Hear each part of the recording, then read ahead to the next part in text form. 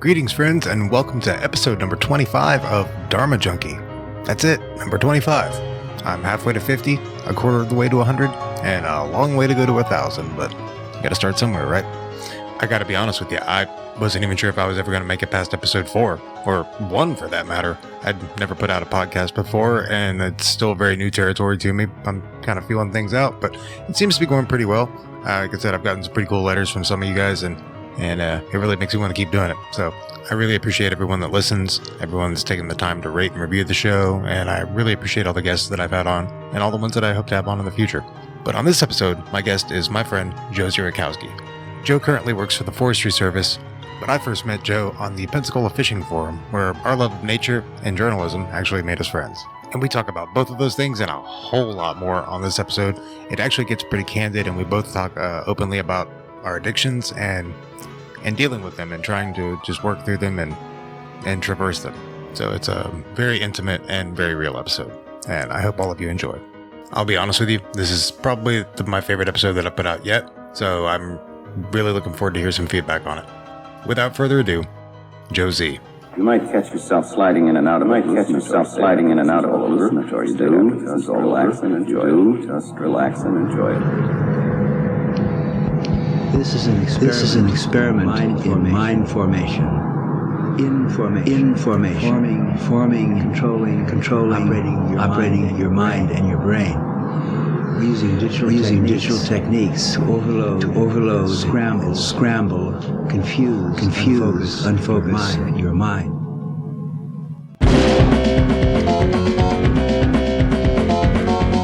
The natural state of the brain is chaos.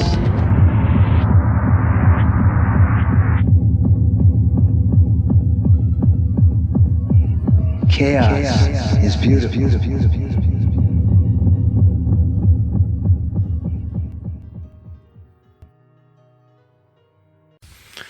Joe, man, how you been? Dude, I've been good. It's really good to see you again. Hey, man, it's good to be seen. I don't think I've actually seen you since before I started using.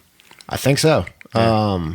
It's been a solid 6 or 8 years. Yeah, at least 6 years. Probably in Munson when you were still playing. Yeah. That had to be at least one of the last times. Or was that fishing tournament after that? I don't remember. Oh, the one in Niceville? Yeah. Yeah, I think that was in, 2012? Thereabouts. Yep. Yeah, I think, 8 years. Wow. Yeah. That's been a minute. Yeah, for sure. So how you been? I mean, what have you been up to? Been good, man. Still working for the state of Florida. I work for the Florida Forest Service, doing wildfire mitigation, wildfire fighting, traveling the country, pyrotourism, as they call it. Going out to California, Arizona, Montana, any place that'll have me, help put out fires or talk to the public and the media about putting out fires. Right. So, where were you at most recently? my last stop was the North Complex outside of Quincy, California. It was a nice mellow fire for 12 or 13 of my 14 days there. Had about 37,000 acres, no big deal. Saved some houses. It was pretty cool. And then the wind switched directions, started blowing 40 miles an hour, and it ran 24 miles, 8 miles wide, and burned up, 1,500 structures, lost 12 people. It got real bad real fast. It was a long 36 hours, my last shift. So, yeah. That sounds hair-raising. It was gut-wrenching because it jumped a river, middle fork of the Feather River, I don't know, we'll say Wednesday morning, like 10 a.m. And like I said, everything was kind of going fine up until then. We were maybe 4 or 5 days away from really buttoning it up, being done with it. Expectations were low for activity, but there was still potential. Right. We knew that. We had people in place for the if, and the if happened. Plan A didn't work, Plan B didn't work, Plan C was basically emergency, get out of the way. Right. At that time, when it's getting that big, that fast, we're talking 300-400 foot flames. 8 Jesus miles Christ. north to south, and it's pushing hard to the west, and it ran for 20 miles. And you have to pull everybody off the line, just get out of the way, let the next, stage of houses know, hey, all right, it's time to go. It ran through the night. We were able to follow it through satellite imagery, and Pacific Gas and Electric has got little cams up on all their towers and stuff like that. So the good news is we could tell where it was at. The bad news is we could see it live, 300 feet tall, burning through houses, just gut wrenching. And you could watch this one camera until that camera got burned up. Oh, wow. Then you had to switch to another camera. Wow. And then another camera. And then 20 miles later, it's daylight. And we're all just kind of looking at each other like, oh, shit. Now we got to go find out what just happened. No shit. That's fucking surreal, man. Yeah. Yeah. Pretty wild. Did all that fun stuff, flew home the next day. Jeez. Well, went and drank my face off in Reno and slept for like 12 hours and then got a plane. I mean, it's nice to sleep in a bed again after all that. It's pretty amazing. Yeah, that first night in a bed after Is it like almost a shock?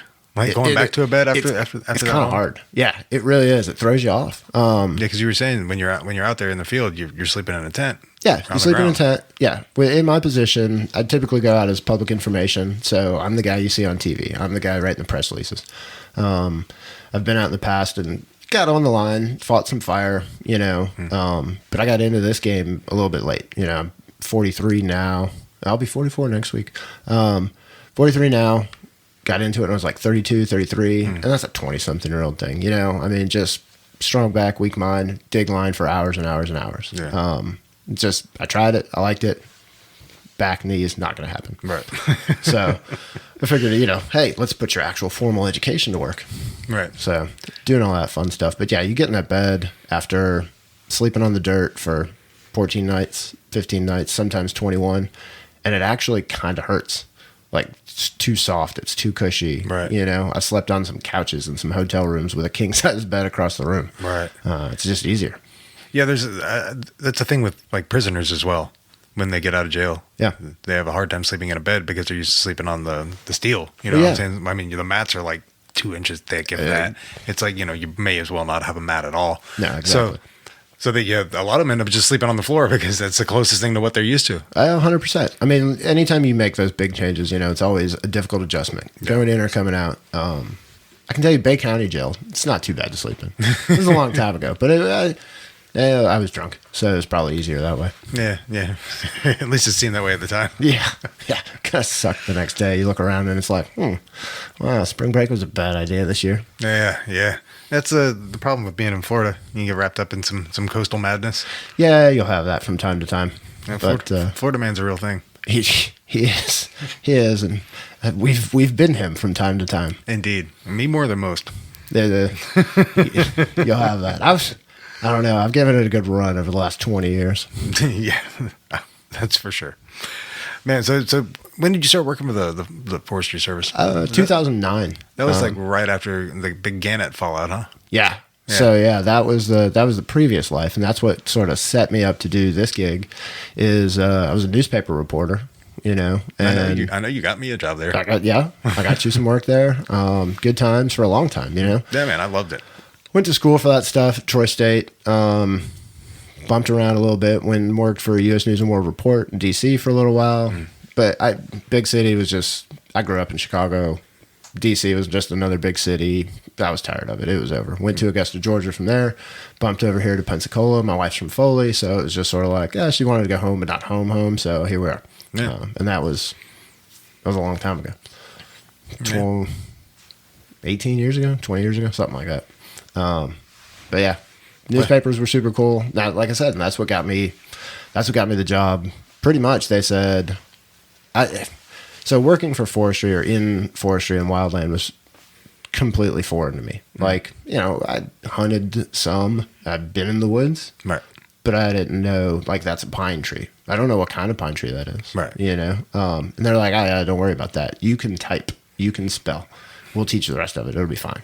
And they have. It's been tremendous. So and that's one of my favorite things. It's hard to find something that you can pick up in your mid to early 30s or at any stage of life, post teens, early 20s, and just be constantly learning. Right. That's been really the exciting part of it to me, is just always something new. Fire is always teaching you something new. Nature is always teaching you something new, Right.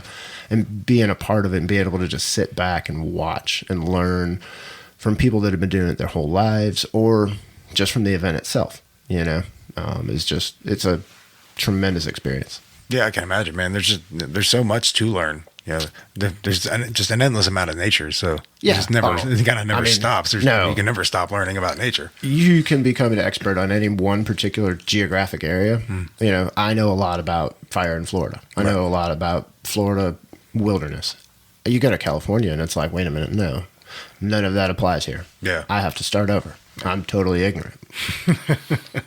Yeah, it's like it being on like an alien planet at that point. It really is. And then you go to Arizona and it's a whole different ballgame. You Right. know, I spent most of July in Arizona. Got to see some amazing stuff out there.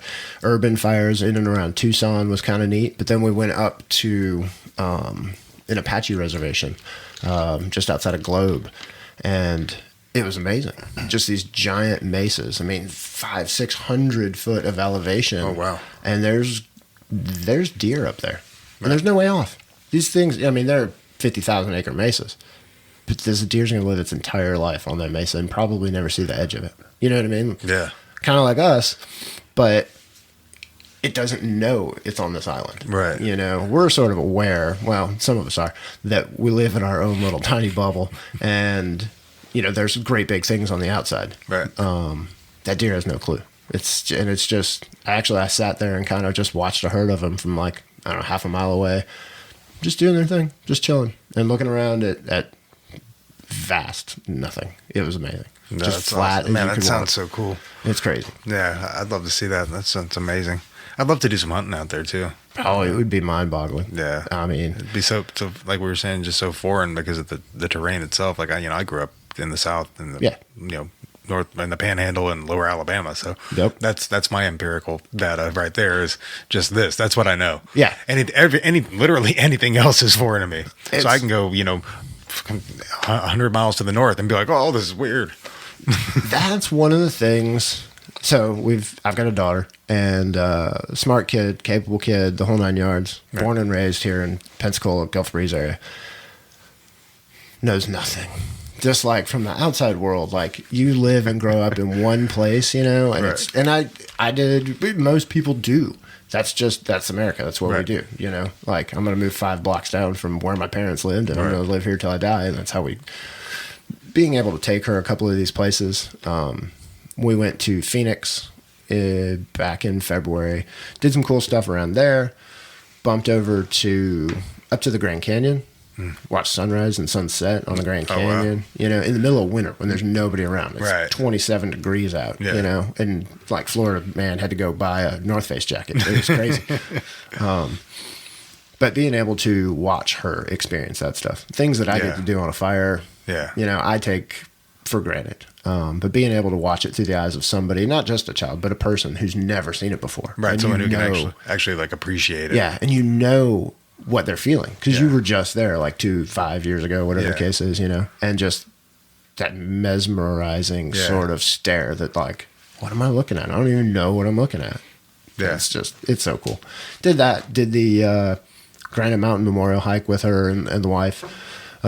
Super cool. Nice little 3.5 mile hike in, couple thousand feet of elevation, mild stroke at the top, and then you got to hike back down. So it's, you know, that's if you do want to go out west to anybody, just do any form of exercise for a long time before you do it. Like elevation's a real thing. Oh, absolutely. I always figured, you know, I'm skinny, so I must be in shape.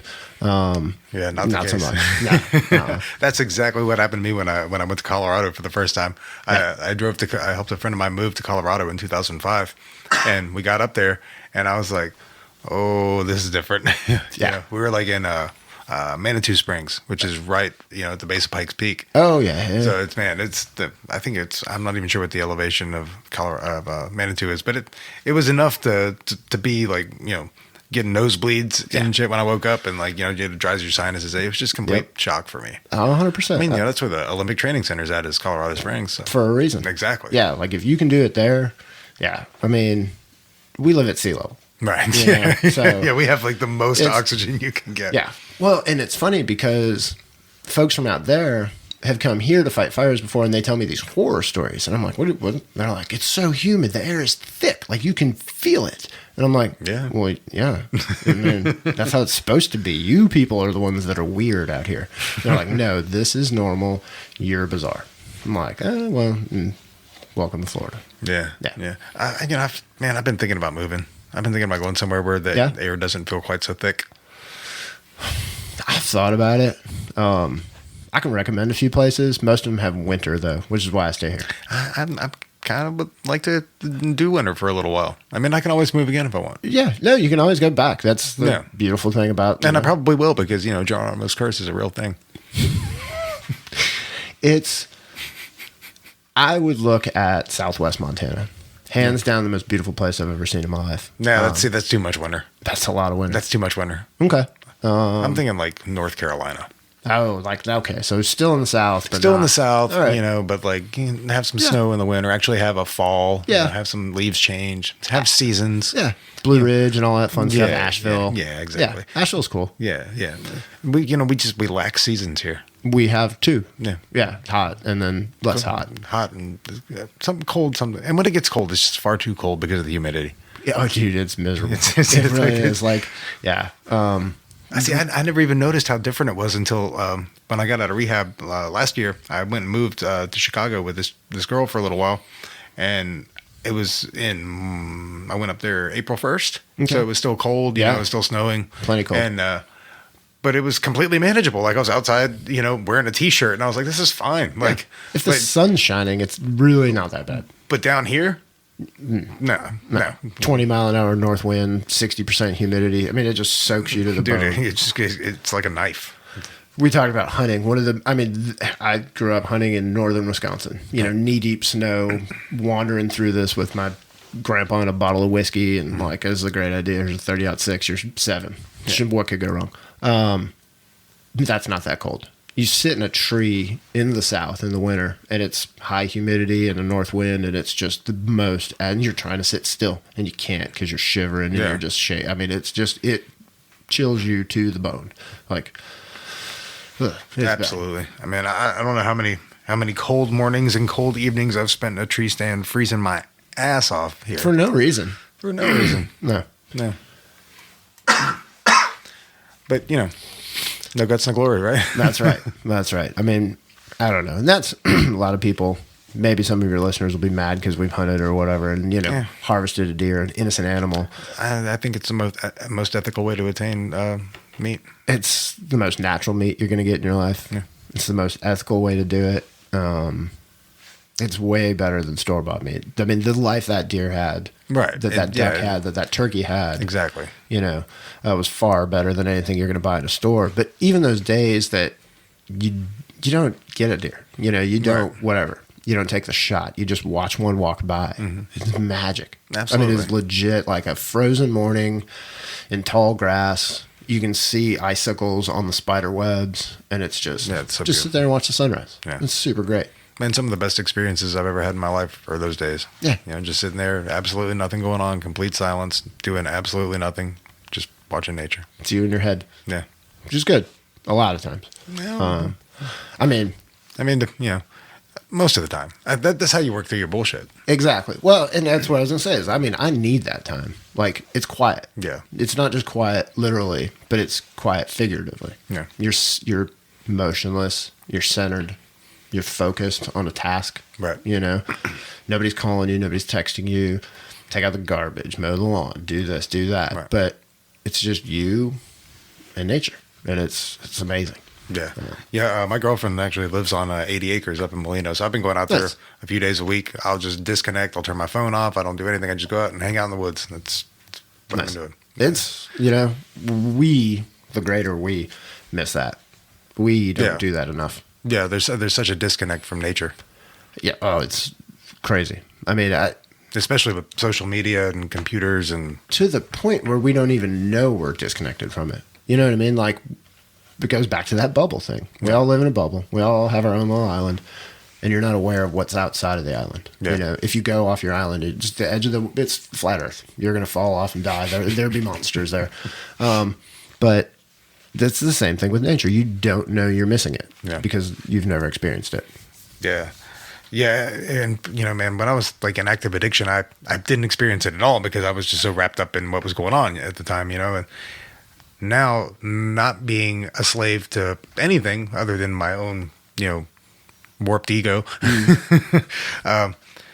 it's nice being able to just reconnect with that part of myself because it was lost for so long. And it's almost like seeing it through the eyes of a child again, you know, That's because awesome. it's so new to me again because it was removed for so long. And that's the cool thing about nature for now. It's always going to be there. You can always go back to it, reconnect with it, and kind of relive that first time, right. You know, whether it's the first time I was listening to one of the podcasts and you guys were watching a meteor shower. Yeah, I think Or was it satellites or both? No, it was satellites. It was the Starlink. Yep. Yeah. How many people have experienced that? Right. How many times do you experience that in your lifetime? You know what I mean? Like, that's the cool thing about being outside, being in nature, being aware of nature.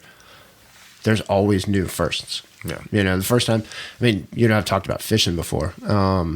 That's really, I think, probably how we actually connected. I think was somehow the Pensacola Fishing Forum. That was it. Yeah. And how many times you're out on a boat?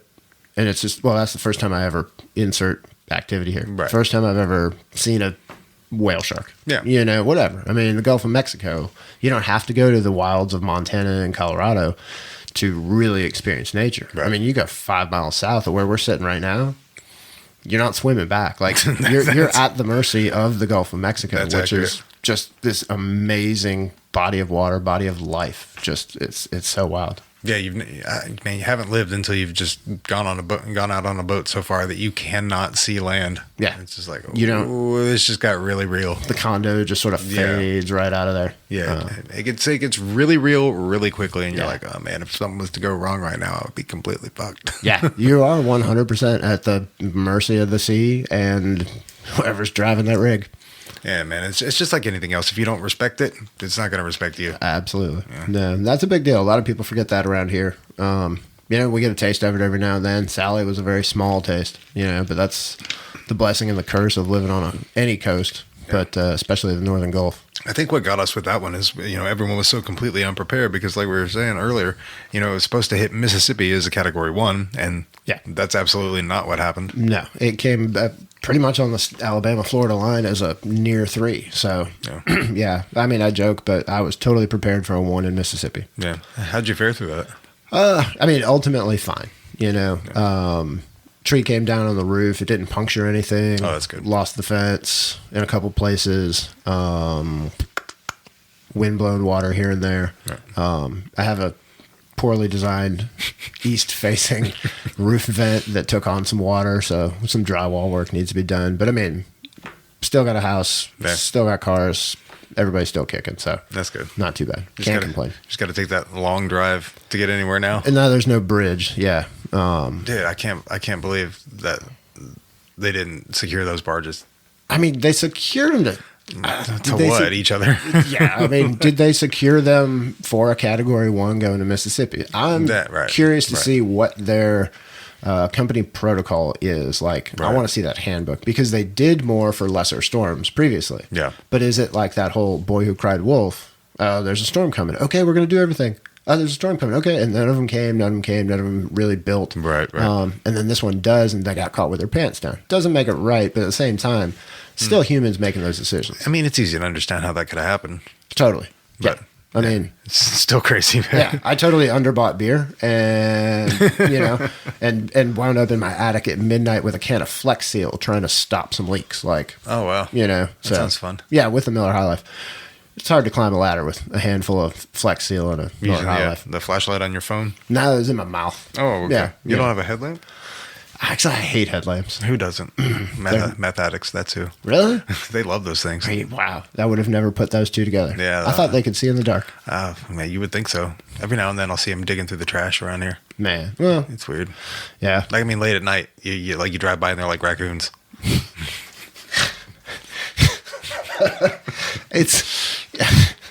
I hate to laugh at other people's misfortune, serious. But that's funny. No, I mean, I'm just trying to figure out what's going on, and I have yet to put it together. I've done a lot of shit in my life, and full disclaimer, none of this conversation reflects the great state of Florida or my employer, but I've done a lot of shit in my life. Meth, managed to avoid all the time, thank God, because it seems like they enjoy it. So, like, it's the easiest thing ever to apparently get hooked on, and thank God I dodged that bullet. Yeah. Done a lot of other cool shit, but not that one. Yeah. Oh, I've done it before, but it was never really my thing. Yeah. I was a downer guy. Okay. Yeah. That makes sense. Yeah. That's pretty much why I stuck. Yeah. Yeah. That's why I used to drink like I used to, and it was all into the depressants and the downers, and Yeah. I don't really mess with any of that anymore. Yeah, I mean, I'm trying to cut caffeine down because I drink way too much caffeine. Yeah, it is. It's super hard, man. Because I drink way too much caffeine. I say that, but the LD50 on it's like 150 milligrams per kilogram of body weight or something. that's not bad. You'd have to. That's drink. hard to. Yeah. It's impossible. Yeah. I mean, like unless you're just eating straight caffeine. Constant. Yeah. I mean, just start chewing no-dos. You'll be fine. Yeah. It'll be great. Yeah. But it's super hard. It's super hard. Caffeine's tough. Cigarettes are tougher. Cigarettes are tougher. I've gone days without coffee or caffeine or whatever, and you just drink water, and it doesn't seem to be an issue. Like 6 hours, 5 hours without a cigarette, and like somebody might get punched. Yeah. I've been doing the vape thing. Lately. Does it work? Yeah, I mean, and yes and no. Yeah. I mean, I still crave cigarettes. Similar for but sure. different. Yeah. Makes sense. I mean, it definitely gives you the nicotine, and you feel it, but it's. I don't know. I think it's just. I think I might be more hooked to the chemicals in the cigarettes than I am the nicotine itself. It's quite possible.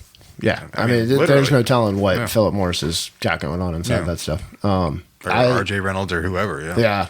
Yeah. I was trying to quit smoking. I'm always trying to quit smoking. I don't actually want to smoke, except for the fact that I find it looking so relaxing and luxurious. Yeah, I think most smokers don't want to smoke, and they're like, I've been trying to put these fucking things down for 20 years. Yeah. I need to go find 5th grade me and tell them no, that's a bad idea. Right. No, dude, like a Saturday morning or a nice cool, today's Saturday, nice cool morning like this, sitting on the back porch, front porch, drinking a cup of coffee, smoking a cigarette. There's nothing greater. I get it, man. You don't have to sell me on it, bro. You don't have to sell me. I get it. I absolutely get it. So nice. Yeah.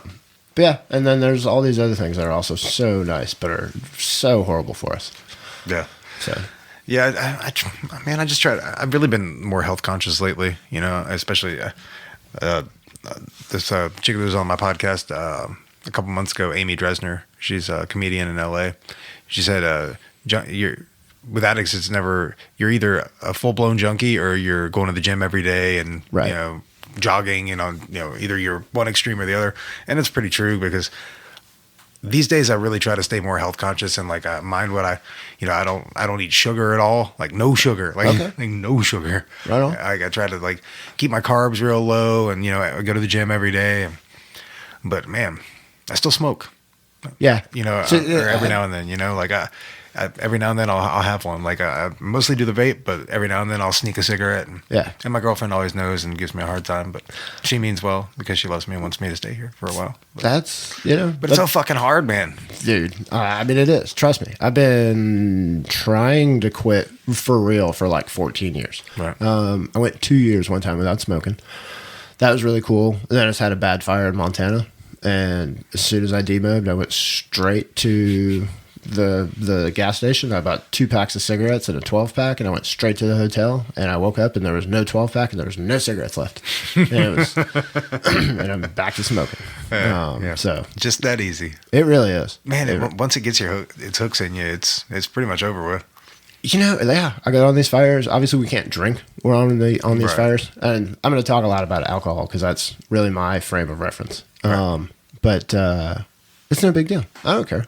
I really don't even think about having a beer. Yeah. But like I said, 3-4 hours without a cigarette. Oh yeah, that's a bad day. And this is also, mind you, while I'm probably wearing a nicotine patch, because I know I'm not going to get regular breaks or a regular interval to go smoke a cigarette. So, dude, I was wearing like 2 of the 25 milligram patches at a time, and still smoking. Oh yeah. Yeah. Like, it's that deep. It's that deep. Like, it is. I'm not smoking any less, but I've cut my patch down. I'm on step 2 of the patch. So slowly I'm going to wean off of the patch. Man, I kicked heroin. And it's still harder to kick cigarettes than... Dude, we're laughing, but it's not a good thing. No, it sucks. There's zero sucks. addictions to chemicals that are good. If I don't laugh about it, I'm going to cry about it because, it's like, 1,000%. Dude, I feel that this week. 100%. I definitely do. We've, my wife and I have had some conversations in the past. Her and I have been together since like 97, 98. I don't know, long ass time. We'll be married 20 years in 2021. So she's seen a lot of my crap, dealt with a lot of my crap. And I always, when I drink, it's normal. And then it's not. It's like, all right, I'm having a beer on Friday. And then 3 beers on Saturday. And then it's just that you're going up the roller coaster. You're going up the roller coaster. And all of a sudden, it's like, I'm just going to drink for 14 hours a day. Yeah. Screw you. I don't care what you think. It's 8 in the morning. No big deal. And then you're downhill on that roller coaster. And right now we're downhill on that roller coaster. So, but after 20 years of watching this roller coaster, might be time for a change. Yeah. I'm trying to figure it out.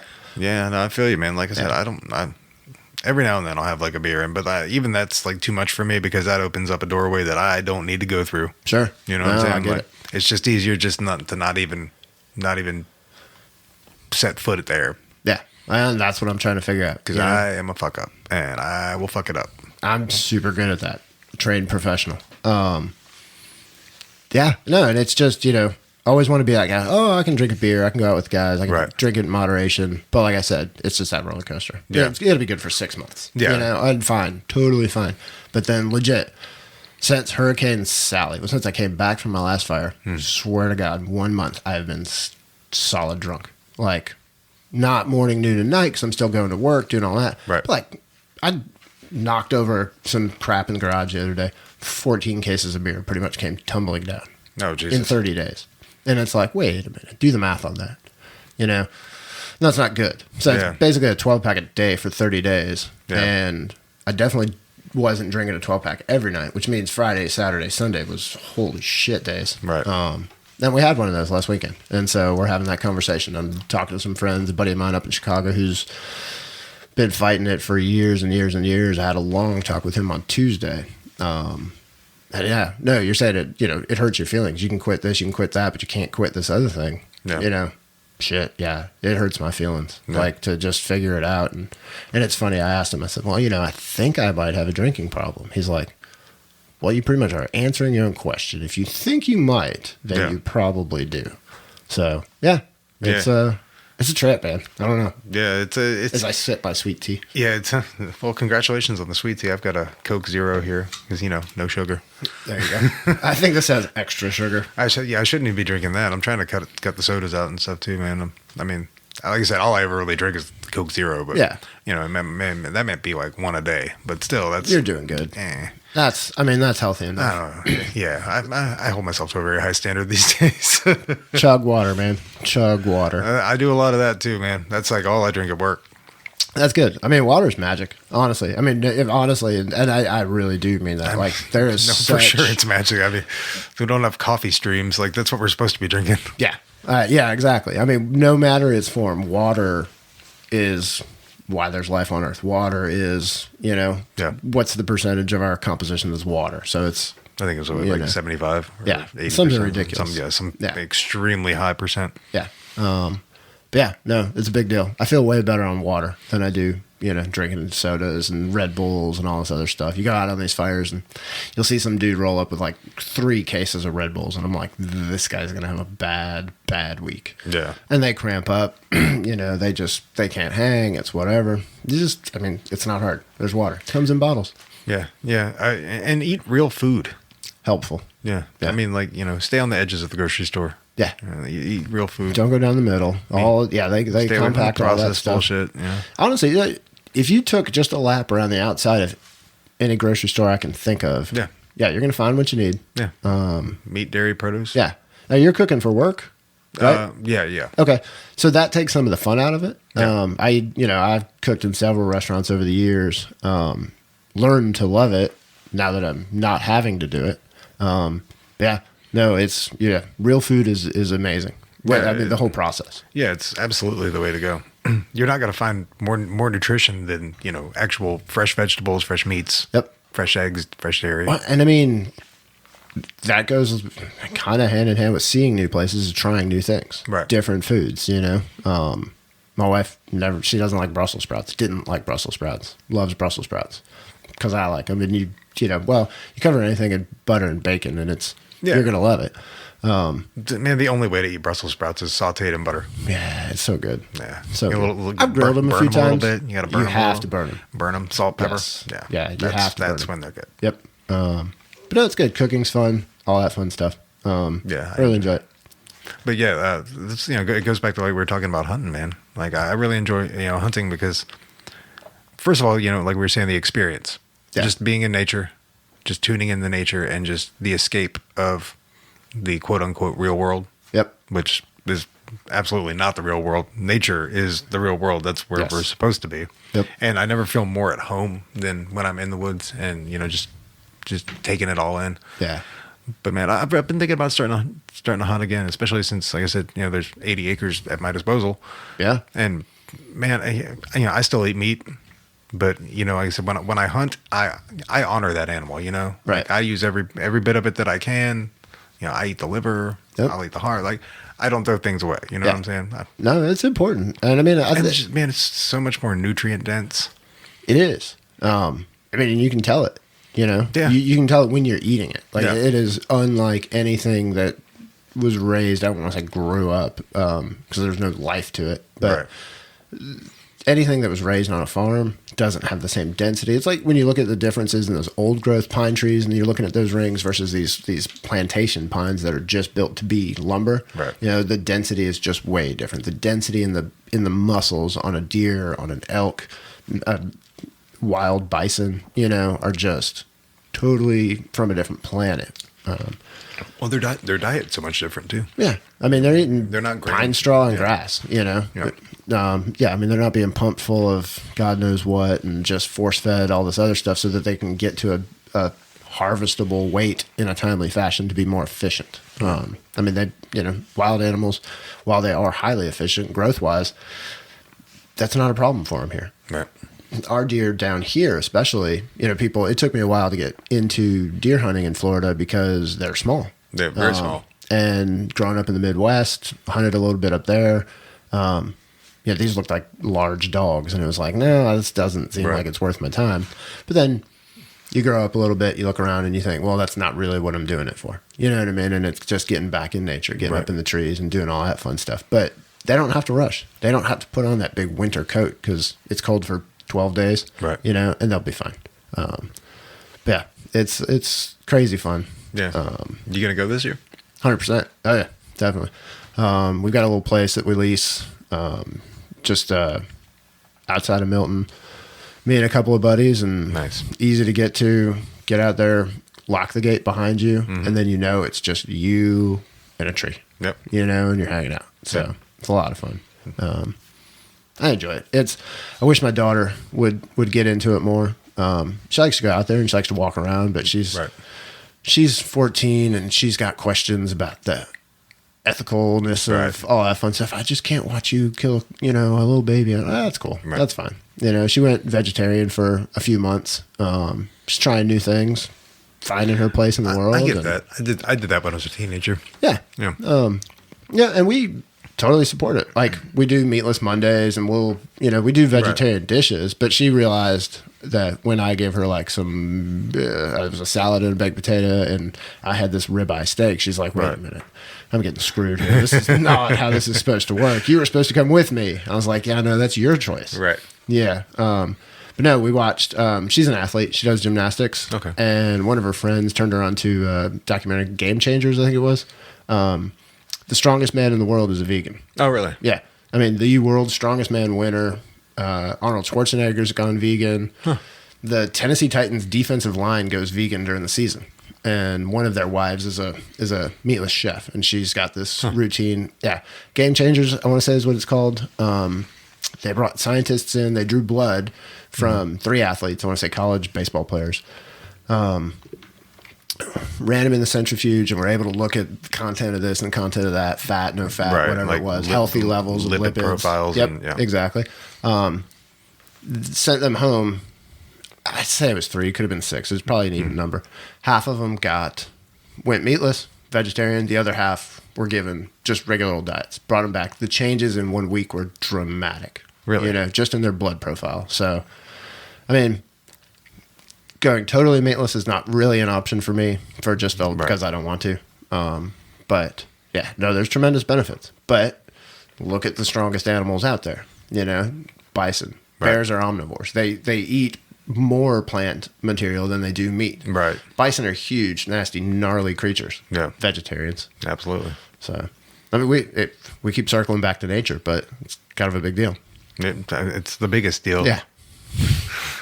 It's the biggest deal, but how do we overlook it, and how do we continue to screw it up left and right? Man, these things right here. These things. That's helpful. Yeah, the phones are... That's how we overlook it. That's how we overlook it. It's the mark of the beast right there, man. Dude, but how have we... I mean, and just pipelines and water systems and just the shit the greater we have done to this planet. Like, yeah. Holy crap. And we're still putting more people on it. Oh, for sure. Yeah. We're not stopping that anytime That's soon. such a bad idea. Yeah. Well, people like making them. I like the practice of making them. Raising them's hard. Holy crap. Right. Yeah. Yeah. I raised a kid for a little while, and super hard. Yeah. Super hard. And I was trying to balance raising her, being married, being on the road. Yeah. Like it was. That's right. That's when you were touring. Yeah, it was super difficult. Yeah. No doubt. Well, and that's, I go away for 2 weeks at a time. I think I was gone 6 weeks. I was home, I know, from July 5th to 5 days before Sally. I was home for 10 days in that stretch. So yeah, I get it. It's hard on her. It's hard on the wife. It's hard on the family. Similar but different to the touring musician thing. When you're not there, like, you can call and you can talk to them, but you're just not there. Yeah. I don't miss it. I understand. Yeah. Definitely. I mean, just the environment that I was in the whole time, because I was, playing bars. Yeah. I'm just drinking the whole time. Yeah. And I don't miss that either. I don't blame you. I mean, the couple of touring musicians that I've known, you included, they don't do it, and it didn't. I don't want to say it didn't work out well, because if you're alive, it worked out fine. You know what I mean? It worked out great. But it didn't end well, basically. It wasn't pretty. Right. It did. There was a slide. Everything goes downhill. And it just, it's that environment. Yeah. I mean, it just took some bad habits that I already had and just, made them worse. Magnified them. Yeah. I understand. It absolutely did. 100%. That's, I mean, like, looking back, I wouldn't change anything I've done. I wouldn't change any of the decisions I've made, because I wouldn't be exactly where I am right now. Yeah. Having this conversation. Sure. But, I might have done things a little different, but. I think about that a lot. Maybe. Yeah. Maybe. I mean, there's some things that, everything shapes your life. Everything. Absolutely. But those big ticket items, my dad passed away when I was a little kid. So I ended up going to a school way south Alabama. Right. And meeting the lady that I'm married to now. Had my dad lived, I wouldn't have met the guy who was dating my mom, who got me in touch with the people at that school. You know what I mean? Like, I wouldn't be sitting here if my dad hadn't killed himself. People they're like, boy, but that's really weird. Why do you put it that way? Because it's just a life circumstance. We can't control what's going to happen, what has happened. All we can control is where we're at, what we're doing, and how we react to things. Exactly. So, it's just, that's just something you live with, or learn to live with. Yeah. Yeah. Yeah, you got to learn to take the shit with the sugar. Yeah. Basically. 1,000%. And learn to appreciate it as well. Well, it builds us. Yeah. The experiences you've had as an addict, the experiences I've had through drinking, through, family issues, through just life in general, right. The bad stuff. Like I said, if you survive it, if you're alive, turned out well. Right. Because, you're here. Yeah. And that's all we can deal with. It's working out. Yeah. 100%. Seemed to work out so far. Yeah. I dig it. What do they say? What doesn't kill you makes you stronger. That's it. I love when people are like, let me think of it. God doesn't give you any more than he knows you can handle. It's like, what you just, that's a lie. Yeah. Stop giving me shit, man. I'm cool. I'm full. I'm overdue, man. I got too much going on. Yeah. It's too much. Yeah. I love that one. Well, apparently all the platitudes of the South. Man, there's some, bless your heart. They just, I tell you what though, I mean, not being from here, I'm a transplant. As my mother-in-law used to say, he's a Yankee. She would always whisper it to her friends. She couldn't say it out loud. I don't know why. Couldn't bring herself to do it. Loved that lady, honestly. She was fabulous. But not being from here, I adore the South. It Right. is super. It's fabulous. I love this place. But you look at some of those things, I don't want to say crutch of religion, but maybe just the popularity of general, super vague, giant air quotes, religion, because, they're all Christians, but they haven't been to church in 30 years and, Right. Couldn't quote one Bible verse. Yeah. I know a lot of atheists and pagans who know more about the Bible than people that go to church. I know some Satanists that know See? the Bible in and out. Well, he was a key player. Kind of a big deal. Yeah. But yeah, no, it's Uncle Lou. going to Mobile. I don't recommend that. No, I was thinking of that Ray Wiley Hubbard song. Oh yeah. When, hops in the car with Satan. Satan robs the liquor store. Right. Shoots the guy, hops back in the car and says, I wonder how that guy feels about take your kid to work day now. It's not okay. Oh man. Ray Wiley's got some wild shit. Yeah. No, I mean, I like the South, man. That's why I I'm love still the here. South. I mean, I've moved all around, but the people are honestly amazing. Some of the most genuine people you'll meet in your life. Yeah. And I knew that, but I didn't feel that, honestly, until I went to work in where I'm at now. Just a straight blue-collar job Right. with the absolute salt of the earth country people who would do anything for you. It takes you a little while to get to know them, but once you're in, man, it doesn't matter what you do. Right. Your friends, your brothers, your family, and it's just, you're good to go. Yeah. Great people. So amazing. Yeah. That's a big thing down here, man. Like once a group like that does accept you, you're in for life. Those people would die for you. Legitimately. No, yeah, 1,000%. And I mean, everybody's like, oh, well, you're in the fire service, so that's how that goes. No, I'm talking about our park rangers, people that don't mess around with fire. It's just people, man. Yeah. People are genuinely good, honestly. I mean, Do you think so? I think I do. That's a question I've actually been asking a lot of my guests lately is, do you think people are just inherently good? If they're born just with an inherent, decency? Yeah, I think so. Do you think so? I think most people are. I think if a room of 100 people, 98 of them are genuinely inherently good. I think everybody has the capacity for evil. Oh, 1,000%. I think you're put in that situation. Yeah, I mean, and depending on what your definition of evil is, yeah. I mean, is taking a human life evil? Then anybody who's ever been to war Right. or had to kill somebody in self-defense is evil. Right. But we all have both sides of the coin. Right, exactly. It's just which one are you going to nurture? Yeah. And I think I hope our society nurtures that better side for the most part. Right. Facebook wouldn't show that. No, but- it certainly wouldn't. I've deleted that app. Neither would Twitter. No. Twitter's horrible. Did you know that, holy shit, Twitter. Did you know that JFK Jr., A, is not dead. It's a conspiracy. And, Oh, yeah. And B, he's coming back to run as the vice president. Absolutely. I found that out on Twitter today. Yeah. Were you following the QAnon thing? Oh my God. Somebody pointed it out and they're like, whatever you do, don't search for JFK Jr. today. I'm like, well, guess what I'm going to go do? Absolutely. That's the first thing I'm going to do. And you told me not to do it. Yeah. You're literally begging me to go search for this hashtag. So I did. And yes, QAnon and some other weirdos have decided JFK Jr. is not dead. And he's a Republican. I heard this months ago. I heard Really? this in May. Oh, Jesus. Where have I been? And apparently it had been going on far before that. But I heard this from somebody in May. That's pretty JFK fabulous. Jr.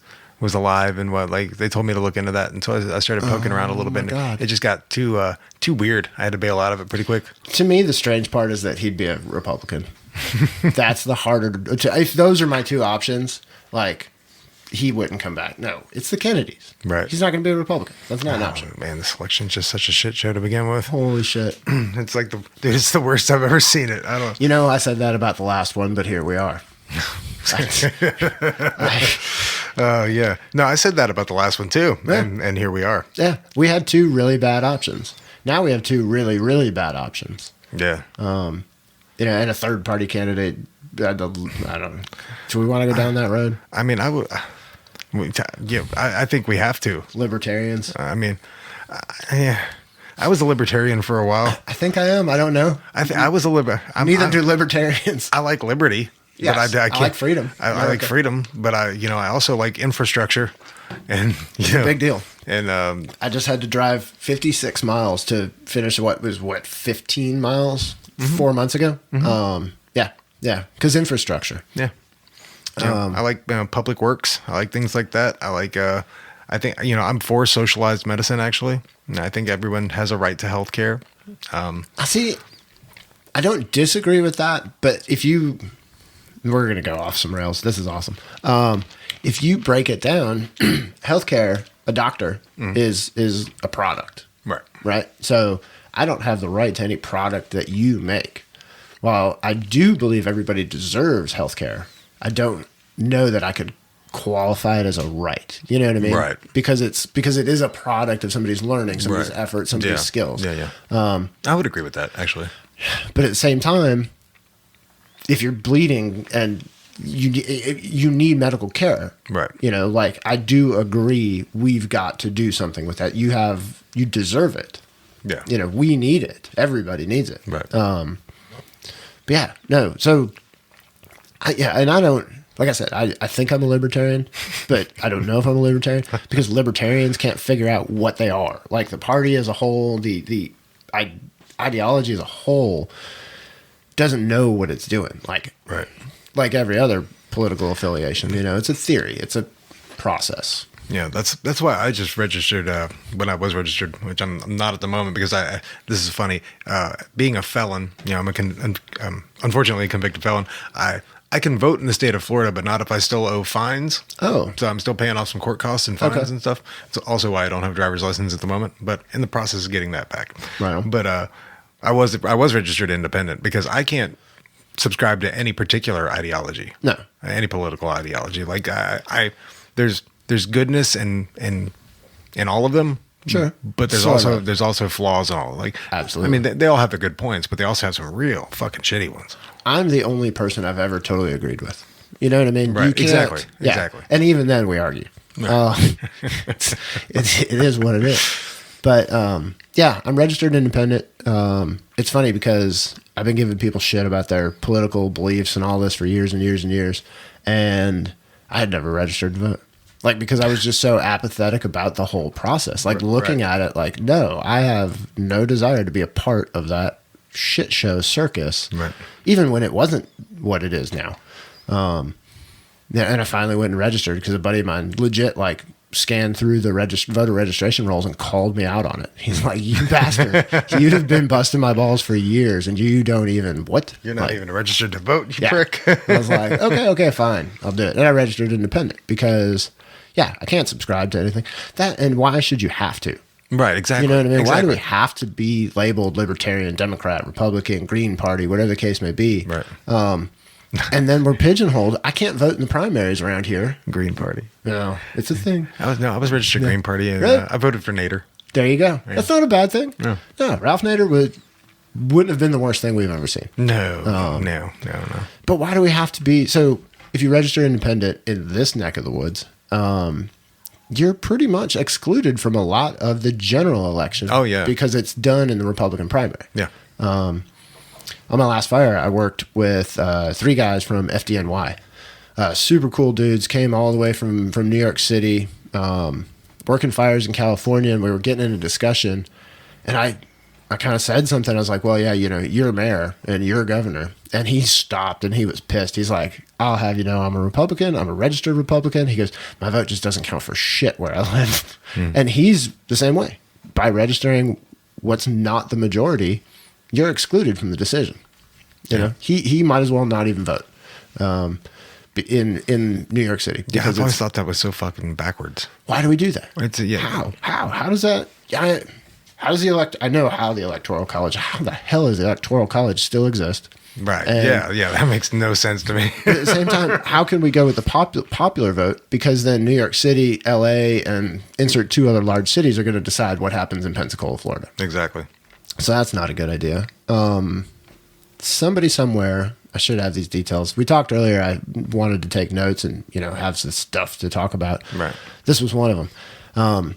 There's talk of a weighted ballot, a ranked ballot rather. So there's 3 people. You rank them 1, 2, and 3, and whoever wins that, because now you're out of the electoral vote, you're out of the popular vote to a degree, because you could finish second on the majority of ballots and still actually win. Right. You know what I mean? It's an interesting concept. I don't know that they'll ever implement it. I think our system's so screwed, corrupt, and just twisted that we might just have to reset the whole thing one day. But I don't think we'll see any meaningful change in our lifetimes. Oh no, man! It's a slow sinking ship. Mm-hmm. Yeah, I agree. And a lot of my friends disagree with that. It's very much the America camp, and Trump's heart's in it. He's doing the right thing, and he's looking out for the normal people, and this, that, and the other. And I'm just sitting here going, it's not just him. Like, all this started way before him, and anybody who blames him directly hasn't been paying attention. He's not helping the situation at all. But we've been on this slow sinking ship since I don't know when, the 40s, 30s. Like, things were probably better during the Civil War and the Great Depression. Politically speaking. Yeah, probably. Wealth distribution was different. 50s, 40s and 50s, you developed that middle class working family. The GIs came home. They had some money. Right. They were able to buy houses, go get jobs. 60s, pretty much the same thing. 70s, bumps in the road, but still kind of the same thing. But at the same time, that wealth gap started to build in like that late 60s, early 70s, when we started to hit the super industrial age, or whatever preceded the technology age or whatever we're doing now. And the wealthy just got stupid wealthy. Yeah. Yeah, I mean, one of the biggest problems with that is just, you see the cost of everything go up. You see the cost of living go up. You see the cost of goods go up. And then you don't see any balance in the cost of pay going up. No. And they keep making more money and we keep getting fucked. Healthcare costs more than everything ever. costs more. Well, yeah, that's what I mean. A gallon of milk, a gallon of gas, your healthcare costs more. Yeah. You pay more for a gallon of milk than you do a gallon of gas. That's fucked up. Yeah. I'm trying to figure out, doing math in my head, how much I pay for a gallon of beer. It's more than a gallon of gas, depending on the beer. It's a lot more depending on the beer. Yeah, it is. This is where my head's at. I'm really going to miss drinking. Yeah, but you should probably go, though. Yeah, it probably should. Yeah. Like, I know that. I mean, at least and you've made that decision that you're going to quit. So. Yeah. I just don't, I'm going to quit.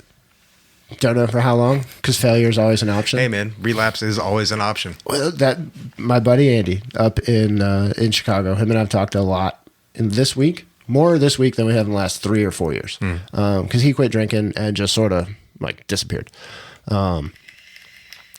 He's like, yeah, you're going to lose friends. You're going to lose out on events. You're going to do this. You're going to do that. And I'm sitting there going, oh, yeah, this sounds terrible. Why would anybody quit drinking? And it's like legit, like it's just that roller coaster, and we're down at the bottom of that roller coaster. We've been it before, and I don't know that I've ever truly said I was going to quit drinking. I could always rationalize that I could moderate my drinking. How's that been working out for you? Yeah, we're having this I need to quit drinking conversation, so here we are. That's me, man. See, that's why I had to quit, is because every time I'd be like, oh, I can handle it this time. This time's going to be different. I'll be okay. And you know what? I was never okay. No. I was at first, and then, like you said, it's that gradual roller coaster. Yeah. Just building, going up and up and up and up and up. And then. And it could be like a year, and in my experience is what I've dealt with. I'm not like the, I gotta have a drink guy. I'm not getting the shakes. That was never me. That was never me. I'm this functioning, I guess, alcoholic. I'm just that nightly binge drinker. Yeah. Like once I started drinking, I was going to drink a lot. That's where I ended up. It'd be like, all right, for 3 months, I'm going to have a beer on Friday, 2 beers, and then Saturday I'll have a couple, and then you don't drink the rest of the week, right? And then so that extends into Sunday. Well, then Friday starts on Thursday, and then it's Monday, and you're on your 8th beer because that was 6 months ago, and I'm fine now. Or you're just so oblivious to it that you don't realize that you're basically just wrecking shit left and right, and hangovers. That's totally normal every morning of the week. Oh man, I'm too fucking old for that shit now. They get worse. I can't imagine them being any worse than that. They just, they get worse and worse and worse and Man, worse. I fucking hate that feeling. Like, and like I got to thinking about it when I actually like quit, and I was like, man, I don't even really like the way alcohol makes me feel. Honestly, like that first couple beers is okay. That's it. And then anything after that, like it's just stupidity at that point. It feels like shit, man. I don't even enjoy it. You feel like shit. Like, and really, this last month has taught me a lot. Being back from out west. And I don't want to, I certainly am not blaming, fire season or anything. I was in an office. My office was a barn watching the world burn down. It wasn't a guy on the line. It wasn't a traumatic experience or whatever, but it's just, you come back, it's a stress reliever. Yeah. But you've conditioned yourself to just drink, and it's sold everywhere. Yeah. It's advertised everywhere. It's a fabric of our life. Literally everywhere you go. Yes. It's in every restaurant, every store. It's in half of the songs that I listen to. Oh, it's in, yeah. It's glorified. 1,000%. I mean, not just accepted, but glorified. No, like it's a good thing. Yeah. Yes. Like go out and drink. This is being American. It's un-American if you don't drink. Yeah. But yeah, it's like completely un-American if you don't drink. It's just so embedded in our culture. You can't go to festivals. You can't go to comedy shows. You can't go to dinner. I can't go to my neighbor's house. Right. Everybody drinks. That's lately the bane of my existence, because the whole working from home thing, the whole whatever, everything's shut down. So you can't go to a comedy show. You can't go to a festival. Everything's canceled. We're canceling everything. But liquor stores are going to remain open because fucking Florida. Hey, man, they deemed bourbon essential in Kentucky. Well, I'm shocked.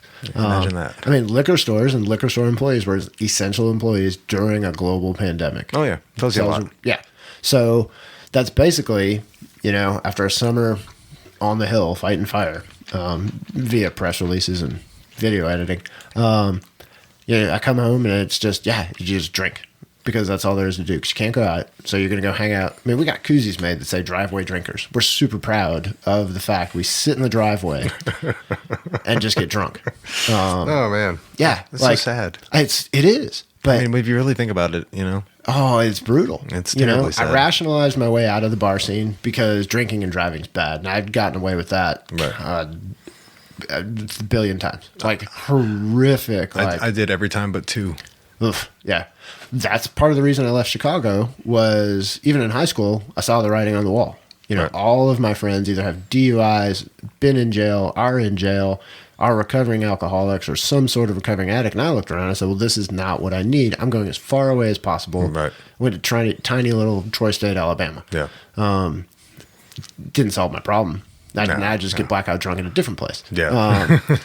But, this past month, we talked about 14 cases of beer in a month. It's just stupid. It's not even good beer. It seems a little excessive. Yeah, it's because it's a lot excessive. And I didn't want to be the one to say it. Yeah, no, it is, and that's this cognizant of it is the first step. Yeah. Moving forward from that, but we were talking about it's everywhere. There's literally beer sponsors for family events. There's beer sponsors for everything. Growing up, I cannot remember any family. One of the first pictures of me that I remember in diapers, laying on my back with a bottle of Coors and a nipple on it. Pretty sure it was empty, but it's funny to take pictures of your kid with a beer bottle or whatever. Right. Every uncle's got beer. Every uncle's drunk. Every uncle, grandfather, the whole nine yards, Right. My parents, not so much, but they didn't have to because it was everywhere else. Yeah. I wish they would just go ahead and just federally legalize marijuana. I would be in favor of that. I mean, you can't. There's no addiction to that. There's no overdosing on marijuana. No. What are you going to do? Take a nap? Yeah. Seriously, that's it. Eat some shitty food. That's about it. Yeah. That's about it. Maybe draw some cool pictures. Watch a movie. Write poetry. Yeah. Play your guitar. Yeah. That'd be about it. There's not a whole lot of downside. Yeah. It still has the same probably respiratory issues that, tobacco does to some degree. But who's smoking, a pack of joints a day? Not too many people. I got a friend that might. He's pretty good at it. Oh, they're out there for sure. Yeah. I think I probably could have when I was a teenager. Yeah. Back in the day, I was pretty close. We actually, no, I can't tell that story. But, no, it's, marijuana, I'm super excited to see it It's not quite legitimized yet, but in a lot of places it is. Right. And I get to go see it. I never even thought we would see medical in Florida. That's amazing. It really is. It's such a never surprise. thought it would be a thing. And I think we'll see recreational in Florida here in I say 5 years. I was going to say Within election 5 cycles. years. Yeah. 5 years wouldn't be. We'll at least see that first You'll ballot see initiative or something, and it'll fail. And then they'll rewrite it to appease a few people and throw some money behind it marketing wise, because it's a $1 billion industry. Oh, absolutely. And think about it. When we were kids learning to smoke weed, you had to go do illegal things and you could wind up in jail or whatever. Right. We always had the conversation, man, if I could just go to the store and buy this, Right. I'd pay 10 times as much. Yeah. Okay. 30 years later, they finally figured out that, hey, yeah, it's not that bad, and they can do something with it. Yeah. And then maybe one day when I retire and I don't have to be drug tested and it's legal, sounds great. Yeah. No problem. We'd have fewer alcoholics. I think we'd have fewer issues in general. The fucked up thing about that is, like you were saying, you won't be drug tested, or you won't be drug tested when you're older. And the fucked up part about the drug testing in the first place is that if you test positive for marijuana, you're screwed. Yeah. But if you test positive for opiates because you're prescribed OxyContin or fentanyl or whatever your DOC prescription is, you're fine. Yeah. You're completely covered. You get a medical marijuana card in Florida and you lose your right to concealed carry. Right. But you can do the pill form of opiates all day, every day, and not lose Or any Adderall. rights. Yeah. Adderall's a terrible idea. Yeah. Take your legal meth and carry your firearm, and you're good Sounds to go. great. You'll be fine. And here's some Xanax on top of that. They marketed it better. Yeah. They lobby for it better. There's a bigger bankroll behind it right now. That's the only reason that's working out. Yeah. But yeah, the hypocrisy of that you can take like the worst of the worst shit, like hardcore opiates or I think Adderall is like 5 different types of amphetamine salts. Jesus. Yeah. So you can take amphetamines or you can take opiates, and that's perfectly fine and lauded by the powers that be, By the medical community. right? But This plant that grows out of the ground. this naturally occurring plant, don't take that. No. Don't eat those mushrooms either, No. Yeah. because then you might have thoughts like this. Nah. That might be a little fucked up. Then you might realize who's in charge and that they shouldn't be. Right. Exactly.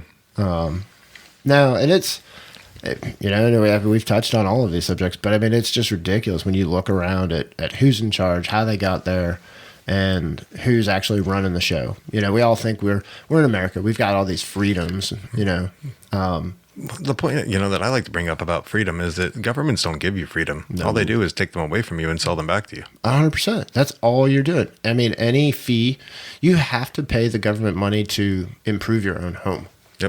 Yep. I have to get a permit to I can't go catch build a a fish. fence without paying the state. Yeah. It's the king's fish, man. Yep. That's all this is. This is just circled back that, we're working for other people. Oh, absolutely. They're in charge and they're doing their thing. And I don't care what your party affiliation is. If you don't realize that, you've got bigger issues than who's in the White House. Oh, yeah. We're all on the plantation now. 1,000%. Yeah. 1,000%. We're working for the man. And it's pitiful that most people don't recognize that.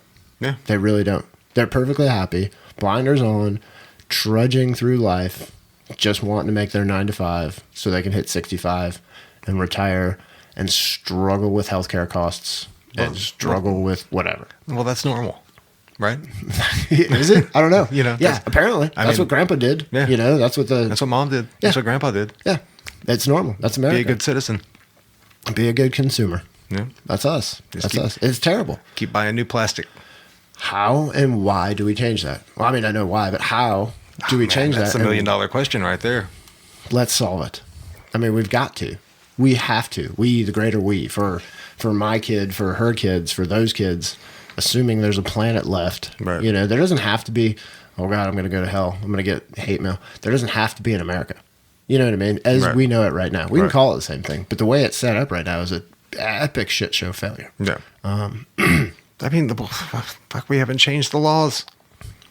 We're still going by the same laws that were written fucking in 1776. Yes. And so, big fan of Thomas Jefferson.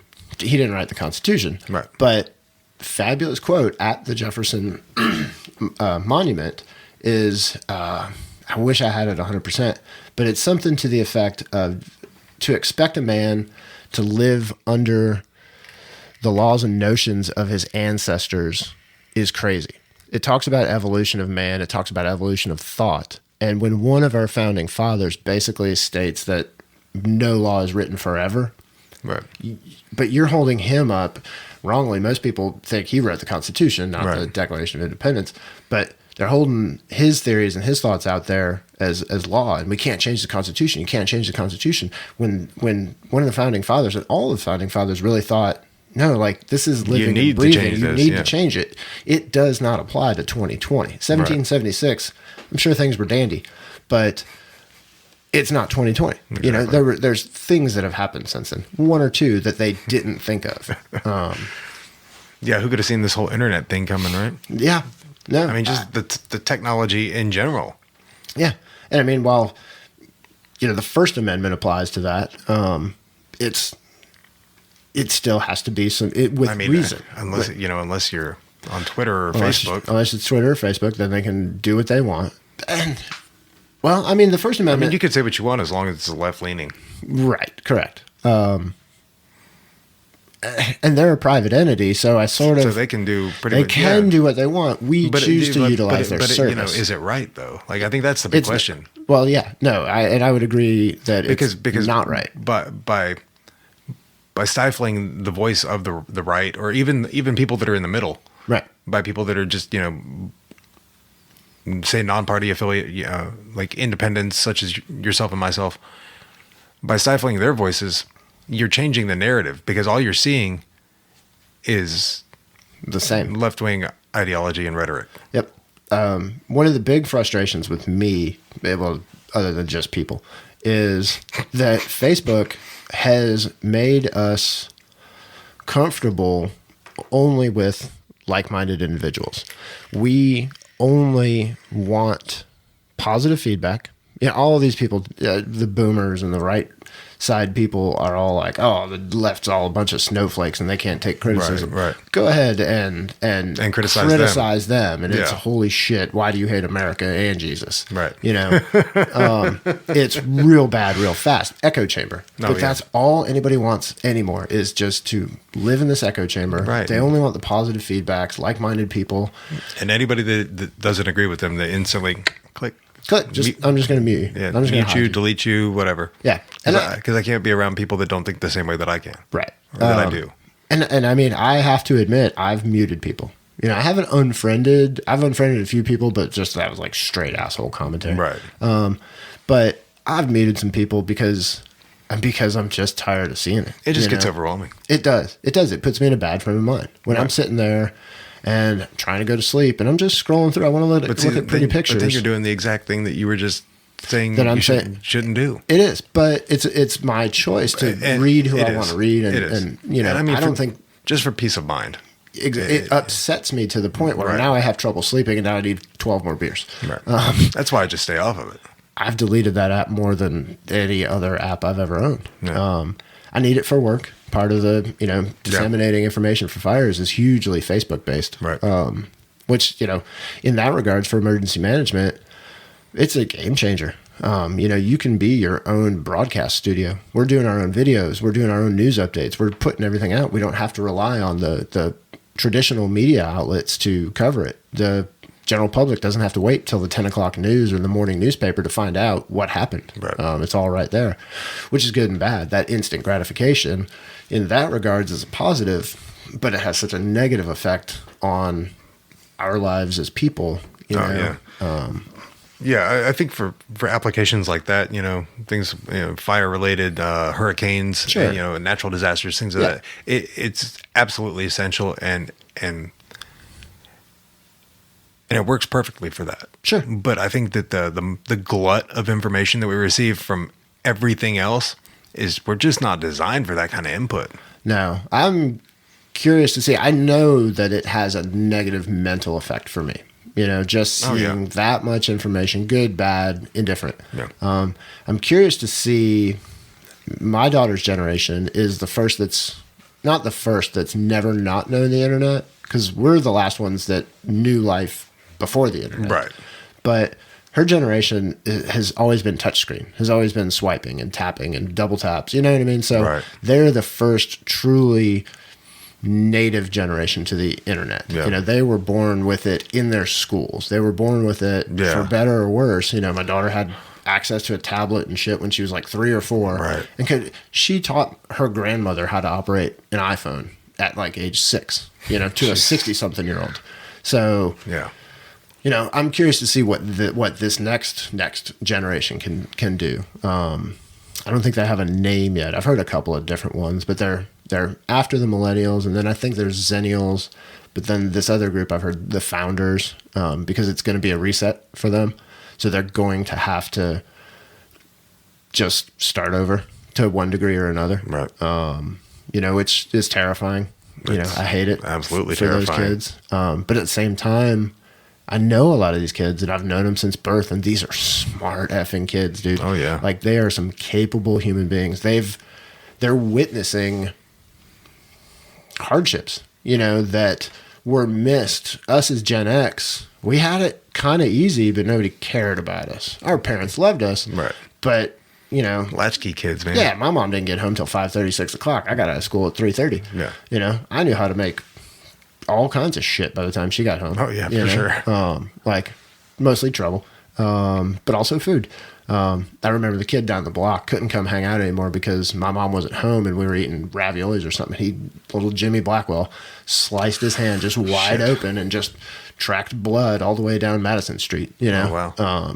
But he wasn't allowed to come hang out anymore. You know, but we were self-sufficient. These kids today they're not treated the same way the millennials were. They're not treated... Certainly not treated the same way we were. Definitely not treated. They're somewhere in between. You know, a lot of people say that millennials were coddled and participation trophies and all that. And I think Gen Xers, as the parents of this next generation, we don't have it in us to coddle people.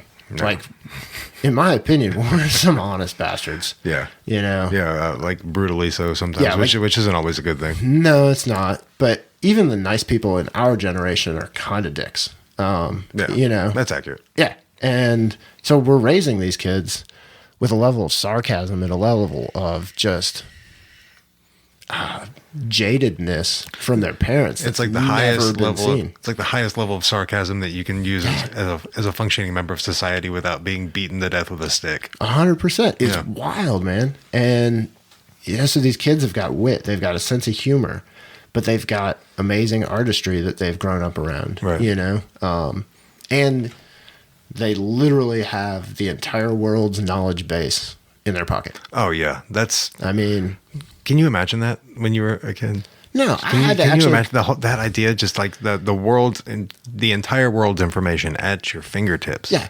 I begged and pleaded my mom to buy the effing Encyclopedia Britannica, right? Just because I didn't want to carry 30 pounds of books home from the library every time I had to do a report. Yeah, you know.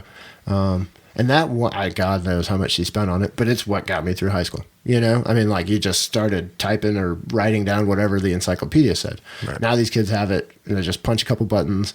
They don't even punch buttons anymore. Hey Siri, badoop, right? Bam, ask it a question, things move on. You know, which all this technology is amazing and great and fantastic. But what's Alexa telling other people about what's going on in my house? Right. You know? Well, they're definitely listening. Oh, you know, they've already said that. I mean, dude, I think that's confirmed. That's confirmed. I mean, you know it. You and your roommate, your wife, your friend have a conversation about chocolate pudding. And the next thing you know, you see the Jell-O ads start scrolling through your Facebook feed. Yep. Oh, yeah, Google's the worst. But I've had silent thoughts.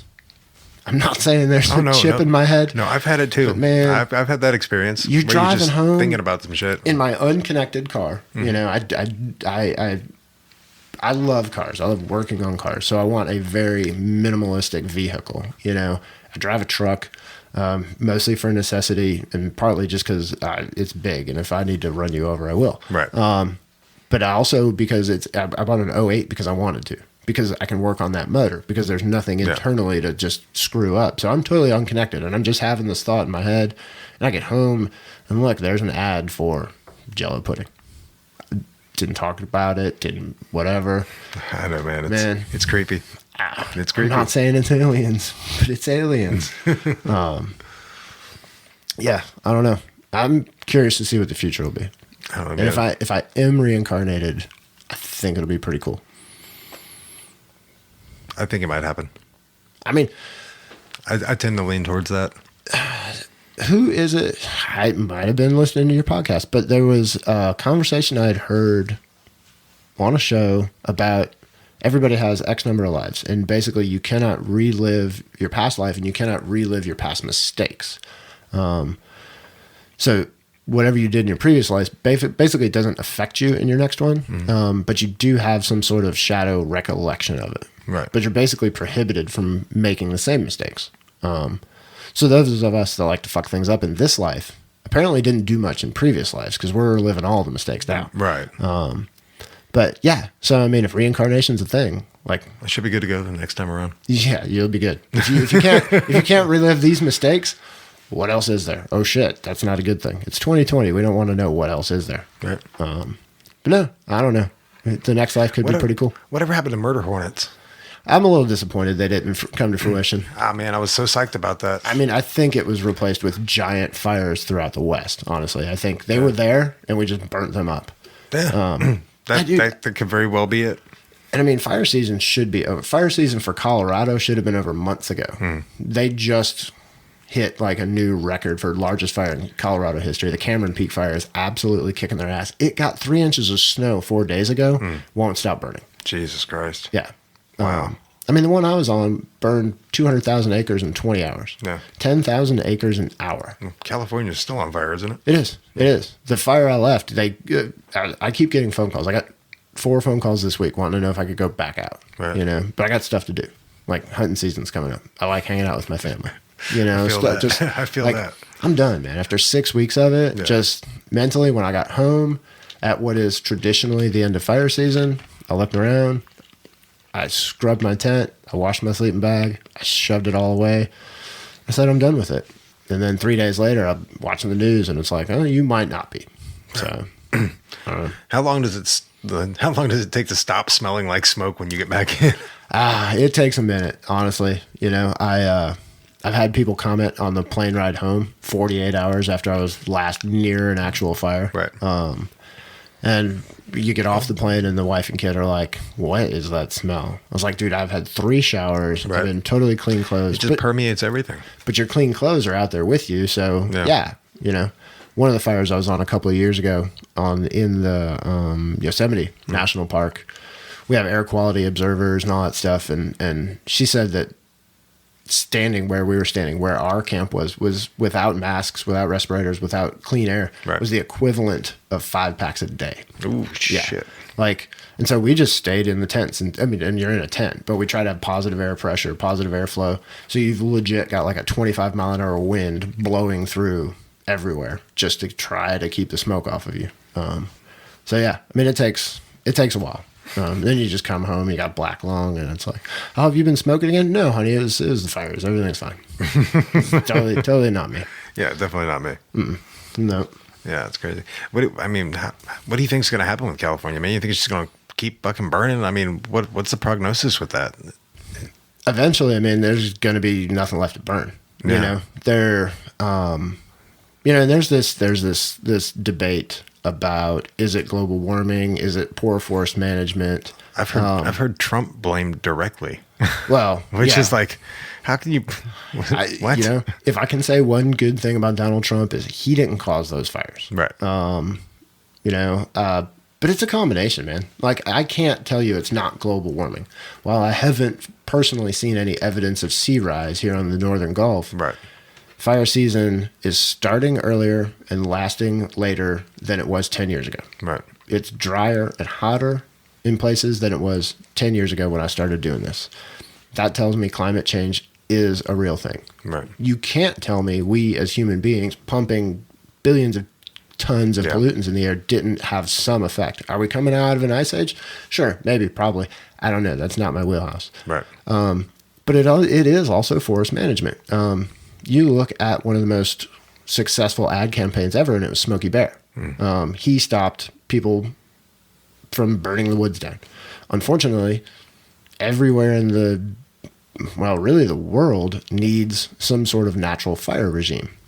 Here in Florida, it's like 3 to 5 to 7 year rotation. You've got to have a return interval on that fire in order to maintain your natural species. Right. California, depending on where you're at, it could be 10 years, it could be 20, it could be 50. And their fires are going to look much different than ours. They have traditionally, Montana especially, Idaho, Wyoming, that northern Rockies edge of stuff has what they call stand replacement fires, where those trees are only supposed to live for 50 to 75 years, and then an absolutely outrageous fire comes running through, burns everything to the ground, and it starts over. That's just how that ecosystem works. Parts of California are like that. Parts of California need regular prescribed burning, and we, through Smokey Bear, through the U.S. Forest Service and other land management agencies, have excluded fire for 100 years, and now we're seeing the result of that. Yeah.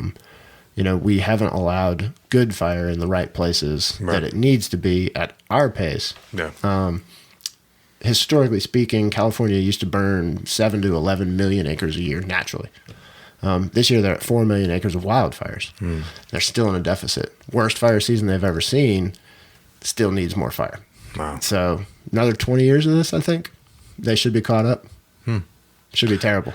That's actually interesting you brought that up, because I did want to ask you about controlled burns and just the importance of them. So that's awesome. It's huge, man. And that was, back to the start of this conversation, that's one of the things I love about my job was I was able to learn all this stuff. Right. My coworkers, nature in general, just educated me to the importance of the role of fire. And to see it harnessed in a way that's beneficial. Right. The only exposure that anybody really ever sees to fire is what they see on the news. Yeah. 300 feet tall, just blowing the tops out of trees and eating every house in sight. But to be able to sit back and, witness a slow moving fire, just go through and honestly politely clean up the forest floor. Right. You're going to have little flare ups that get 15, 20 feet tall, but the tops of the trees are fine, little scar here and there, but totally clean that dead, just crappy debris that's on the forest floor.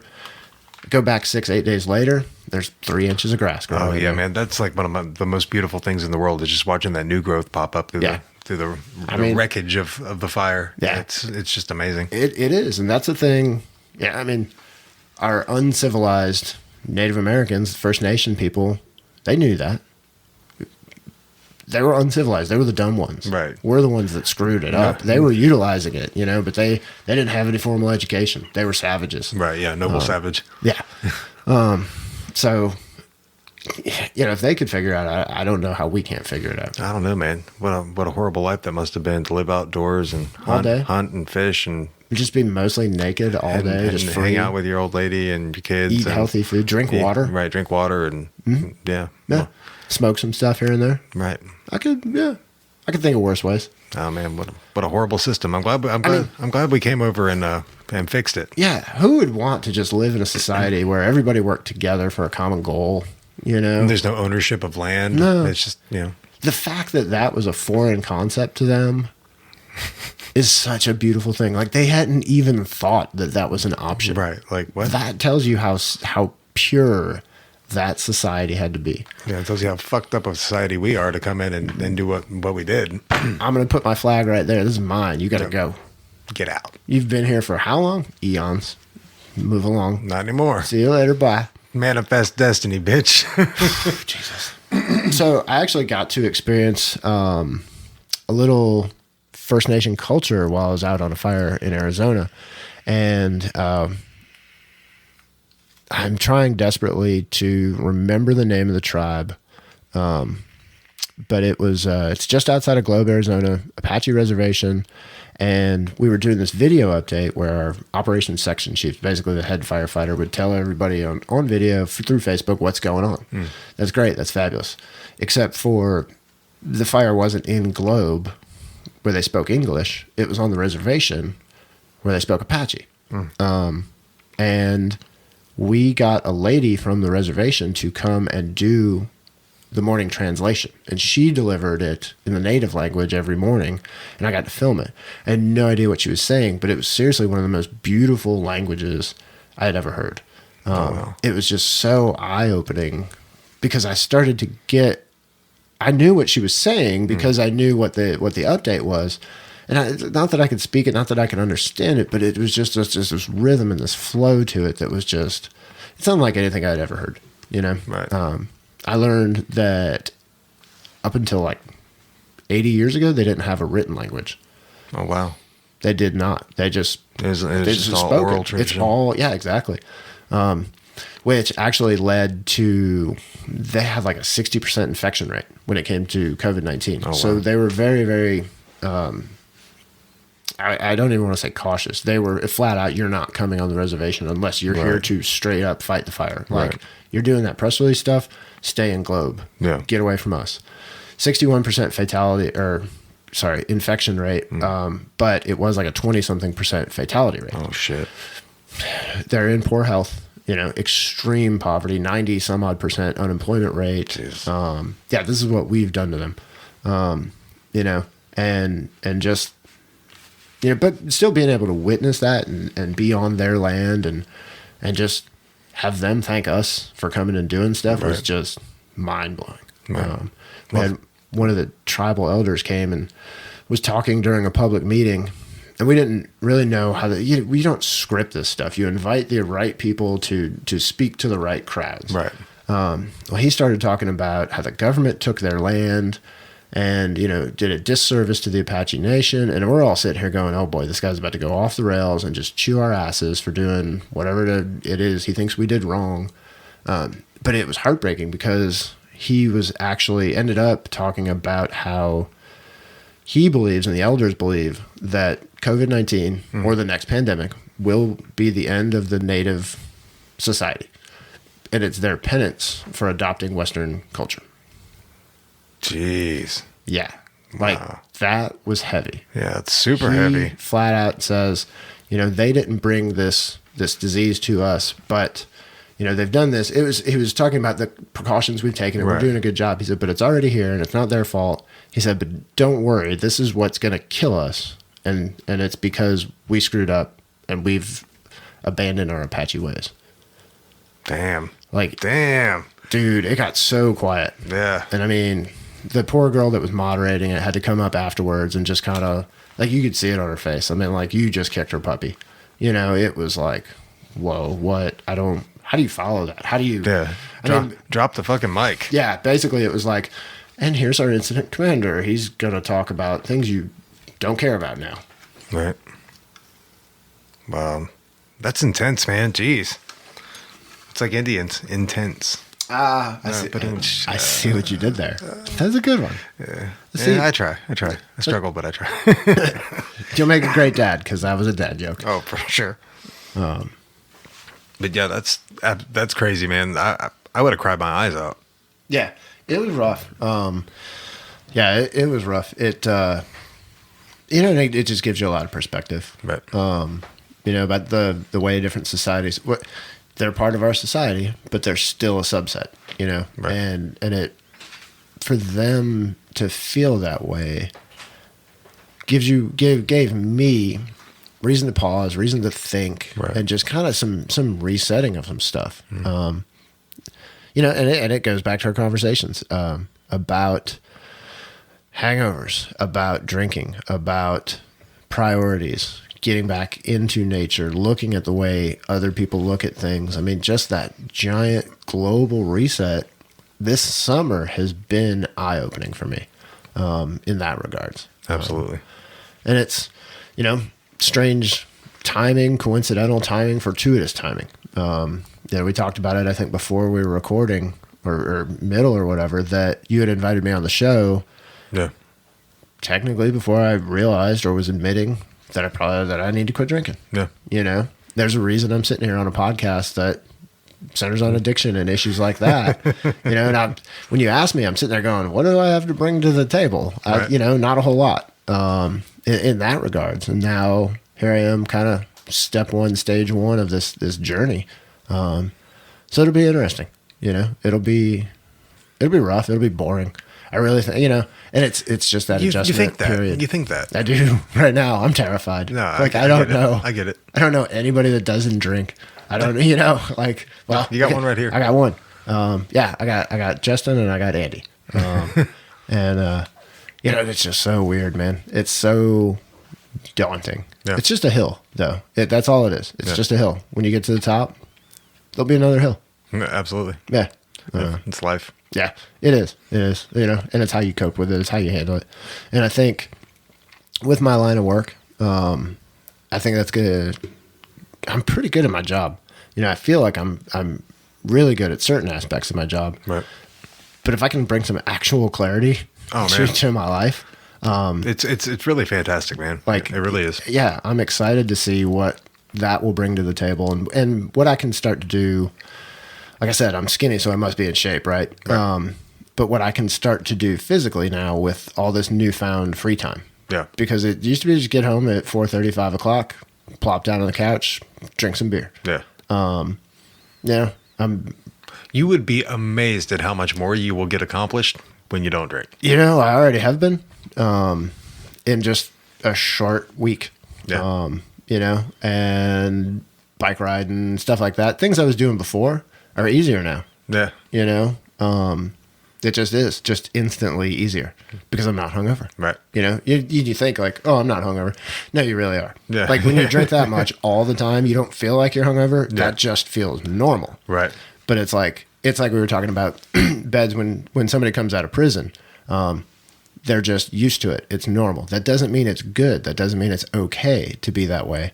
It's just what we've been conditioned to accept. Yeah, exactly. And so breaking out of that, I think, it's going to open a lot of avenues. It's going to be pretty cool. Just a new challenge. Yeah, man. One thing I noticed when I quit, like, it's just the gratitude I just have for everything else. Right. Like I'm just so grateful to be able to experience things like nature. Right. And be able to experience things like, just hanging out with the people that I care about and have conversations like this with a clear mind and be able to really appreciate it for what it is. Yeah. Because it's not diluted. Right. And that's the big thing. It's not muddied. There's no haze to it. Right. Some of the best times I've ever had, I don't remember. Exactly. And think about, how much you've done, but you've missed out on while you were doing it. Yeah. I mean, when you have to like get your group of friends together in a group text or the next time you get together and rehash everything. Right. So that everybody has a clear picture of what exactly happened that night. Right. That's probably not okay. Or those apology texts. Those are always the good ones. I've sent a bunch of those. Yeah. Man, we all have. Yeah. It's rough. It's rough. That sucks. It does. It does. And you don't have to do it. That's the fun part about it is you don't have to do that. No, it's crazy. It's a choice. Yeah. I mean, everything we do is a choice. Yeah. You just have to, like I said, we were talking about this kind of off when we weren't doing the recording, but you have to just kind of weigh it scientifically. Like, is it going to benefit you or is it going to possibly cause detriment? If it's going to, if it's not going to be good for you in some way or the people around you in some way, don't fucking do it. There's zero benefit. It's completely counterintuitive to do something that could potentially harm you or others. Right. Yeah. I mean, I agree with that 100%. And it is a choice. It is a conscious decision that you make, whether you know it or not, to take that drink, to, do whatever it is. That's your vice. That's your addiction. Yeah. And none of them have positive outcomes. Right. There really isn't. Short term, I guess, sure, maybe you feel better, or you don't, more realistically, you don't feel whatever it is that you're trying to not feel, right. Yeah, by doing that, you're just going to feel that way longer, though. Because you're not processing it. Because exactly. if you're dumping shit on top of it to just make it go away, you're not working through it. Right. And that's the big thing, That's why people take drugs. That's why people drink, is because they want that instant gratification of a reality switch. Yeah. To where they don't have to feel whatever it is that's bothering them at the time. Yeah. I mean, but the thing with alcohol, it's really super strange is, like we were saying, how glorified it is. And it's everywhere. It's at weddings. It's at wakes. It's at, you drink to celebrate. You drink to mourn. Exactly. Yeah.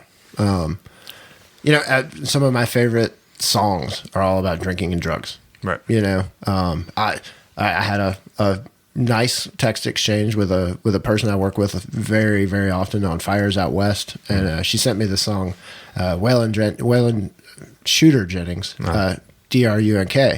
And I was like, oh, that's been the theme for me for the last month. I'm going to go ahead and slow down on that. And then she called me. She's like, are you okay? I was like, no, not really. Yeah. And she's like, I'm really sorry I sent that to you. And I was like, no, Yeah, don't be. Don't It's be. a great song. Like, yeah, that was a really good song. Yeah. But, you know, him, Tyler Childers, Sturgill Simpson, it's all drinking, it's all drugs. And I mean, countless others. Most. All good ones. No.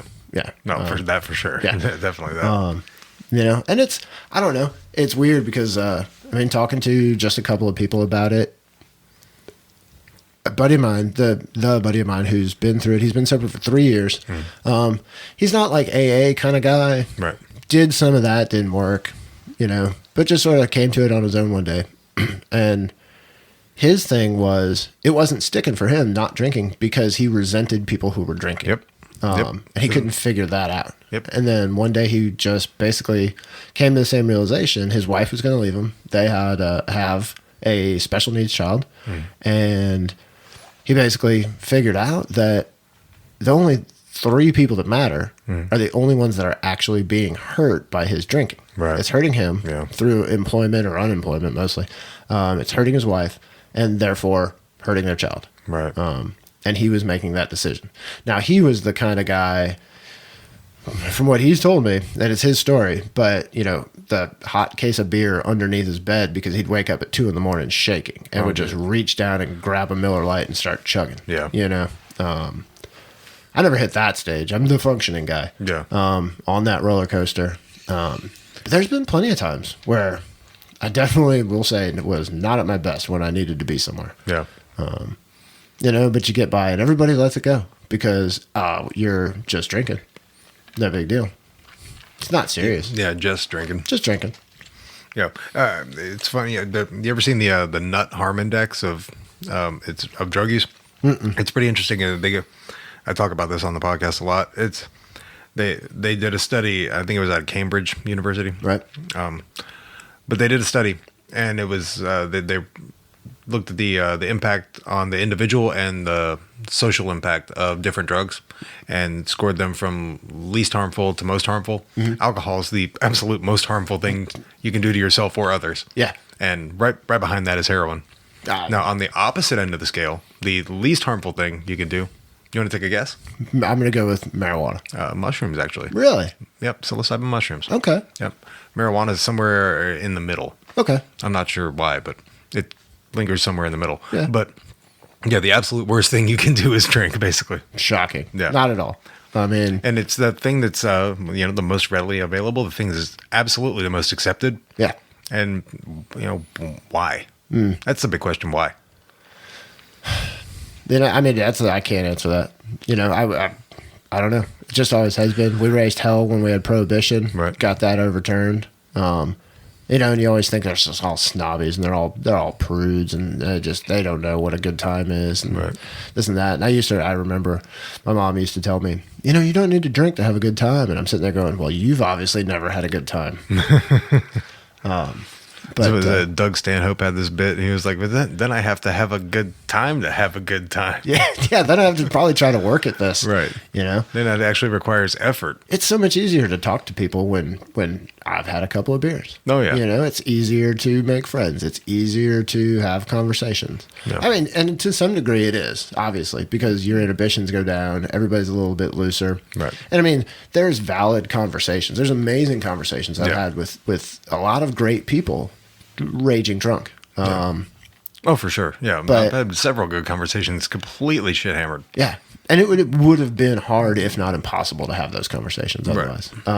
But sometimes, you know, that just is what it is. I've also had some really fucking terrible conversations with people when I was drunk. Yeah, I've had More of those More than of the good those. Yeah, but it goes back to like you were saying, weigh out that cost, do a cost benefit analysis on Yeah. it. You know, the 5, 10, 30 positive effects that you've experienced that I've experienced over what is seriously looking at like 25 plus years of some for real drinking.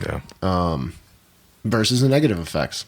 You know, like we do this thing at work. We have to have it's called Life Scan, and they basically do like full body everything. It's this total physical workup. They run not an MRI, but CAT scans, and they'll do ultrasounds of every organ, all these health tests and whatnot. And it came back that I am in fabulous shape internally. Right. And I looked at her and I said, really?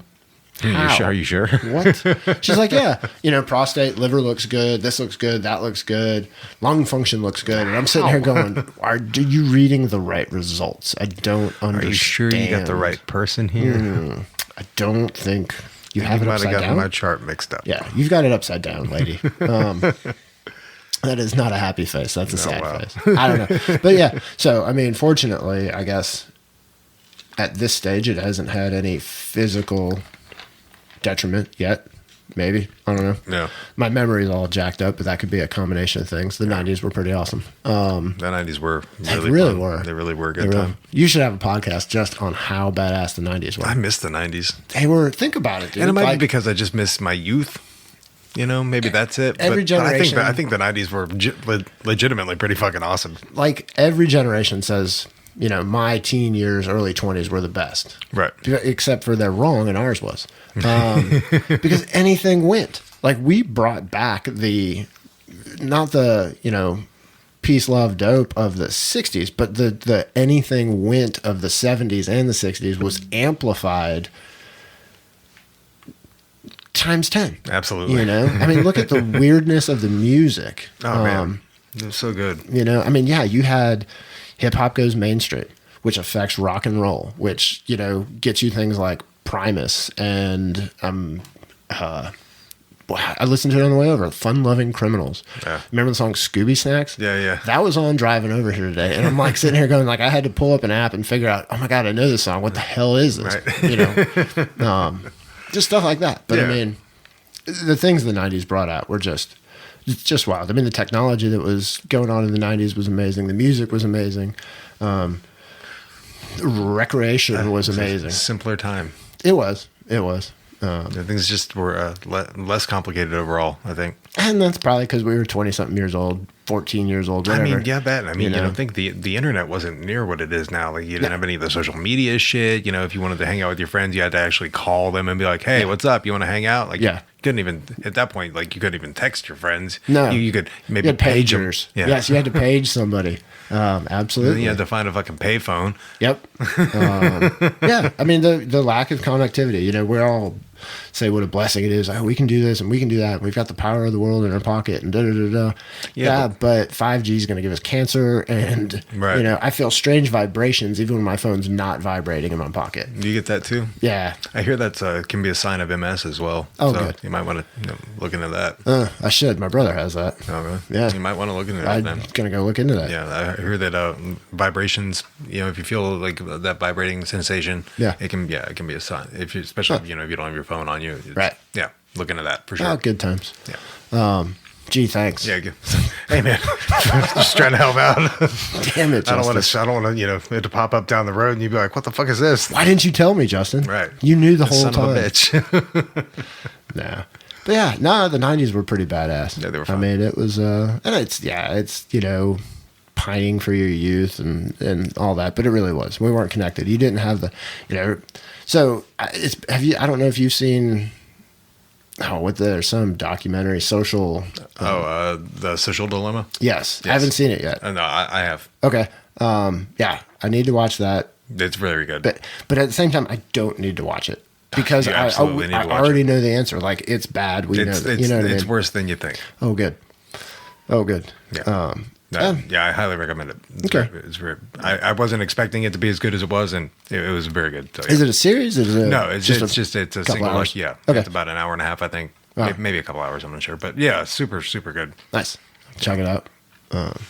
What else do I need to check out? What kind of music?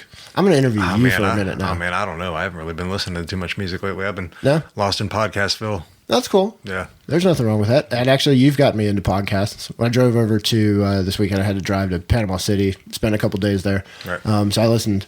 I figured since I was going to be on the show, I should listen to a handful of stuff. But I found out I don't mind podcasts. Yeah. No, I really, honestly just never got into them. Man, I enjoy the shit out of them, honestly. Yeah. I've been listening to podcasts since probably like 2010, 2011. Okay. Somewhere in that area. Yep. Yeah, I think like early 2010. I'm super slow to adopt a lot of this stuff. Like I hated iPhones, you know, I carried a flip phone for as long as I could. Right. Slow to adopt podcasts. I was slow to, part of the reason I don't work in newspapers anymore is because I hated the internet. I flat out told the web director that she was killing newspapers and absolutely ruining my life. 6 months later, I didn't work there anymore. Strange. Yeah. Yeah, I remember that day. Yeah. But do you ever miss it? yeah, all the time. Yeah. Absolutely. Newspapers were amazing. They're not what I signed up for anymore. Right. You know, still have friends in the business, talk to them, hang out with them, and still at the News Journal friends. And it's not what anybody signed up for. It's not what anybody got in there for. Right. Yeah. I miss it, man. Sure. I miss doing it. You know, back in the day, it was honorable. It still is. So let me start that one over.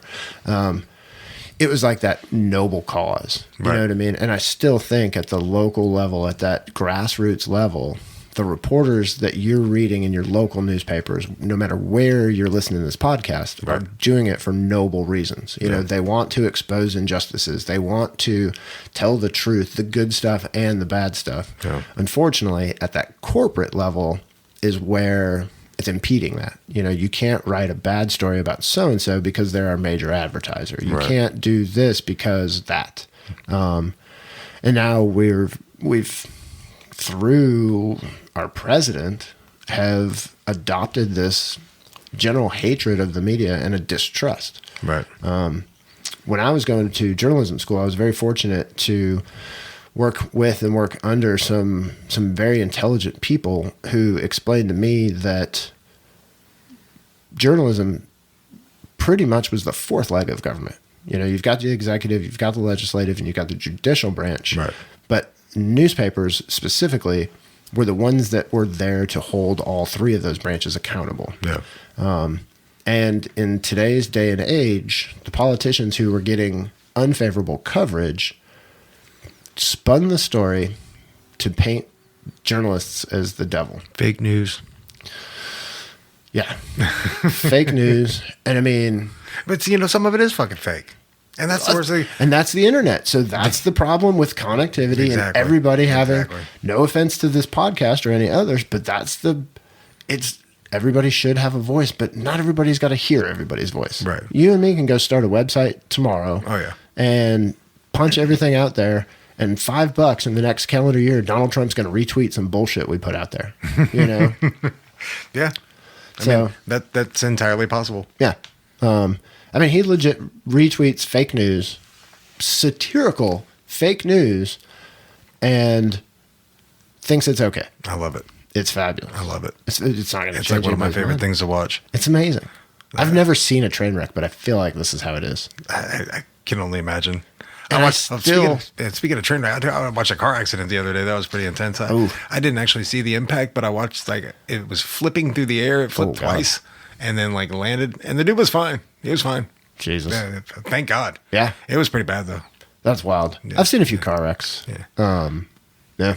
Yeah. I've seen some trees fall dangerously close to what would have been real bad. Those close calls, man. Car wrecks, train wrecks, you know, whatever the case may be. They're spooky. Well, the POTUS is definitely a train wreck.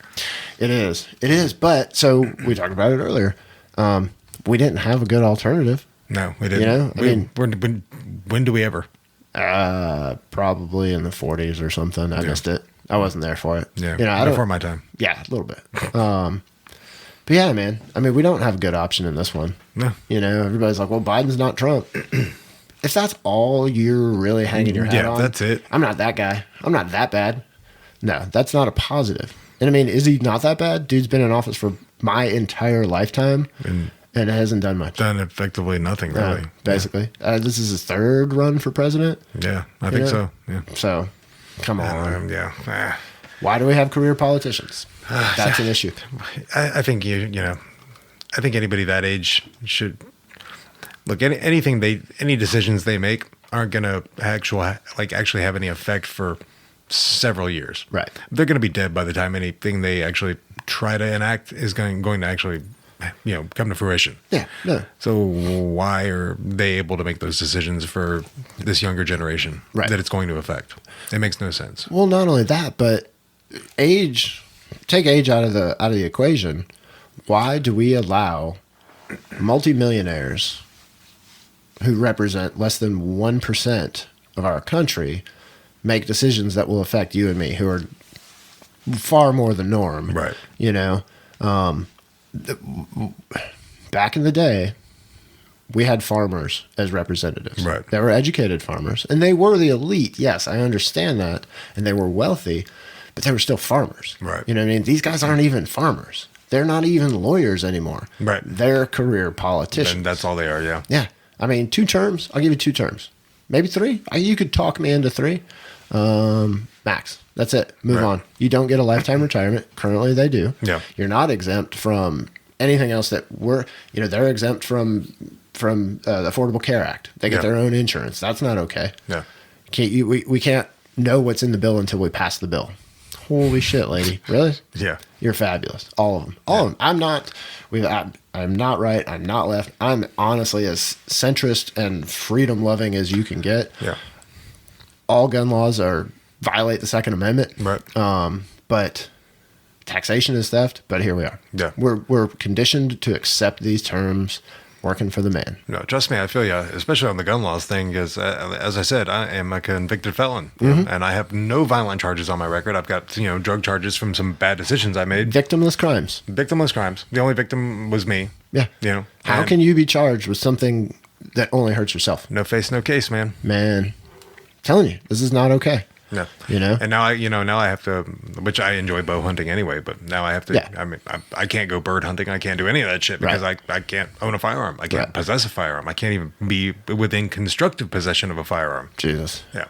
Yeah. No, that's not okay. If I'm in a vehicle with somebody who has a firearm and it happens to be in the glove box and I'm in the passenger seat, that's an issue. That's an issue. Yeah. And, if they don't tell me, then I don't know. And, but, got to prove that in a court of law now. And I don't understand why that's a thing. I mean, we can rehash this, and any sane human being would side with it, but they're going to continue to vote for the guy or the girl that doesn't side with it.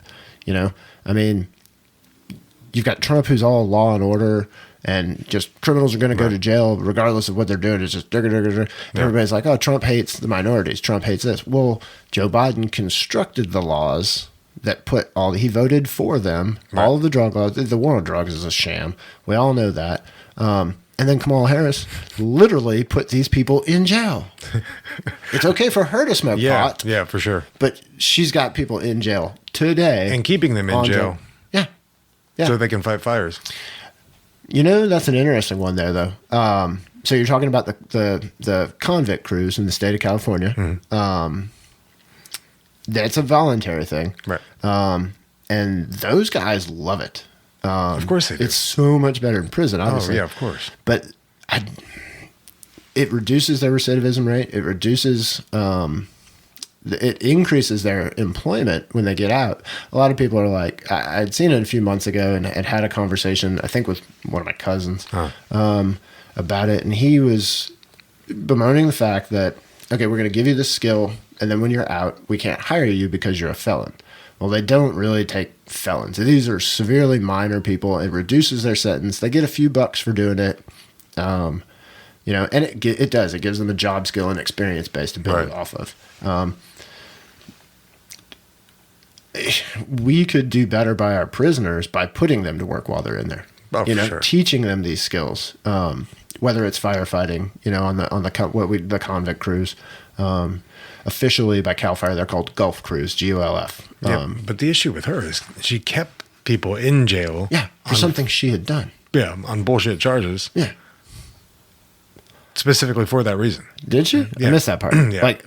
California needed more prisoners, so I'm not going to relent. Right. Oh, Jesus. Yeah. But she wants to be our next vice president. Yeah. And so cop. This is, dude, I mean, this is where we're at as a society, and it blows my mind. Yeah. that these are the people. Why do we allow these people to be in charge of us? I don't know. I don't know why We everybody vote for seems to just fucking be okay with it. I hate the term because it's used blindly, but yeah, sheep. Yeah. We are just in line. We're just here to graze. And then Getting ready for the slaughter. one day they're going to kill us. Yep. That's know? it. Figuratively, hopefully. Not literally. Well, I hope. But I don't know, man. Yeah. Stranger things have happened. Oh, 1,000%. Yeah. Now there's the theory that, of course, Trump jokingly said he wouldn't go quietly into the night if he wasn't reelected. Right. I'll be surprised if he loses, honestly. Yeah, I would be shocked, really. But they're comparing it to a potential electoral authoritarianism. Basically the same thing that Russia's got going on. Yeah. Russia has elections. Yeah. Oddly enough, Putin always wins. Yeah, imagine that. Shocking. And we have term limits in place for the presidency, so he gets to do 2. But then what if they just hand us Pence? And then whoever's Pence's. I can't, for all of Donald Trump's faults, he's never at least suggested electroshock therapy for homosexuality as a cure. Right. Pence, on the other hand, holy shit. Well, they say it's those guys that are like really like secretly like craving dick. Yeah, he's terrifying. Oh, dude, he's a nightmare. So much more well spoken. I watched the vice presidential debates, and he says all the right things, and whatever, but still just terrifying. Yeah. From an ideological standpoint, him and It'd be like fucking Handmaid's Tale in no time. jeez. Him, Ken Sessions, the angry little elf who hates the marijuana. Jeff Sessions? Jeff Sessions. Who's Ken Sessions? I don't know. I think I do know who that is. And I don't think he's a politician. But yeah, Jeff Sessions. Just, God bless. How do we get these people in? I saw the meme about a post turtle. You know what a post turtle is? It's a turtle. It's on a fence post. Oh, yeah. And you look at it, and you're like, I don't know how it got up there. Somebody put it up there. Right. It doesn't belong up there. Right. And it doesn't know what it's doing up there. Right. But here we are. Yep. These are our people. Yeah. And how do we get them out? You got to vote them out. You do. I catch a lot of shit because I push a lot of libertarian candidates. Right. And everybody keeps telling me, well, Joe Jorgensen's not going to win. You're throwing your vote away. Sure. How many times have you heard that? Today. Yeah, exactly. It's like But- people don't realize if you don't come together and show that a third party can be a valid choice, Then it's never going to be a valid fucking choice. Correct. And I think it's at 5%. If she can get 5% nationally, they receive funding. The party does. Right. At another percentage point, they have automatic bids into the next presidential debate. You know what I mean? So it's buying that legitimacy. Right. She's on the ballot in all 50 states and D.C. and Puerto Rico. She is a legitimate candidate who's been excluded from the debates. And we had a legitimate candidate on the Democratic side in Tulsi Gabbard, who was just jam up. If you look at she some would have of been her awesome, stuff. man. Yeah, I disagree with some of her policies. I'm going to disagree with some of everybody's policies. Exactly. Because I'm me. Yeah, exactly. But she was as close to a legitimate main party candidate as I saw this year, and she spoke ill of the Queen Hillary. And all of a sudden, she's excluded from talking. Yep. Yeah, she doesn't get any airtime, But she's a legit warrior. She's lucky that's all she fucking got. I haven't heard from her lately. She may have suicided. Shot herself twice in the back of the head. Yeah, you'll have that once you talk about the Clintons. Yeah. Mind-boggling. I'll start talking more about the Clintons once I get a stronger security and legal team. Yeah, I've seen your front door. You might want a little bit more. Yeah. I feel vulnerable. I used to actually sit over there, and I changed it because I felt vulnerable. That door's got to go somewhere too, man. Oh, for sure. So, but they got to go through the garage to get there, and I can hear that going. All right. Either that or they're jumping an 8-foot fence, and I don't. Woof. Yeah. They got to really want me. I don't think I'm that important. I don't know, man. We just spoke bad about Miss Hillary. Shh. I didn't. I love you, ma'am. I swear. Well, man, it's been good talking to you. It's been really good talking to you, man. It's good to see you again. Absolutely. Let's stay in touch. Yeah, absolutely. Let's get up and go fish sometime. Yeah. Get in your shittier boat. Let's go get in my shitty boat. And hope the motor starts. Thanks again to Joe for being on the show, and thank you for listening, friends. Be sure to check out the next episode where my guest is hypnotist, master Reiki healer, and mesmerist Lance Baker. It's a pretty fun ride. Again, thank you for listening. Namaste.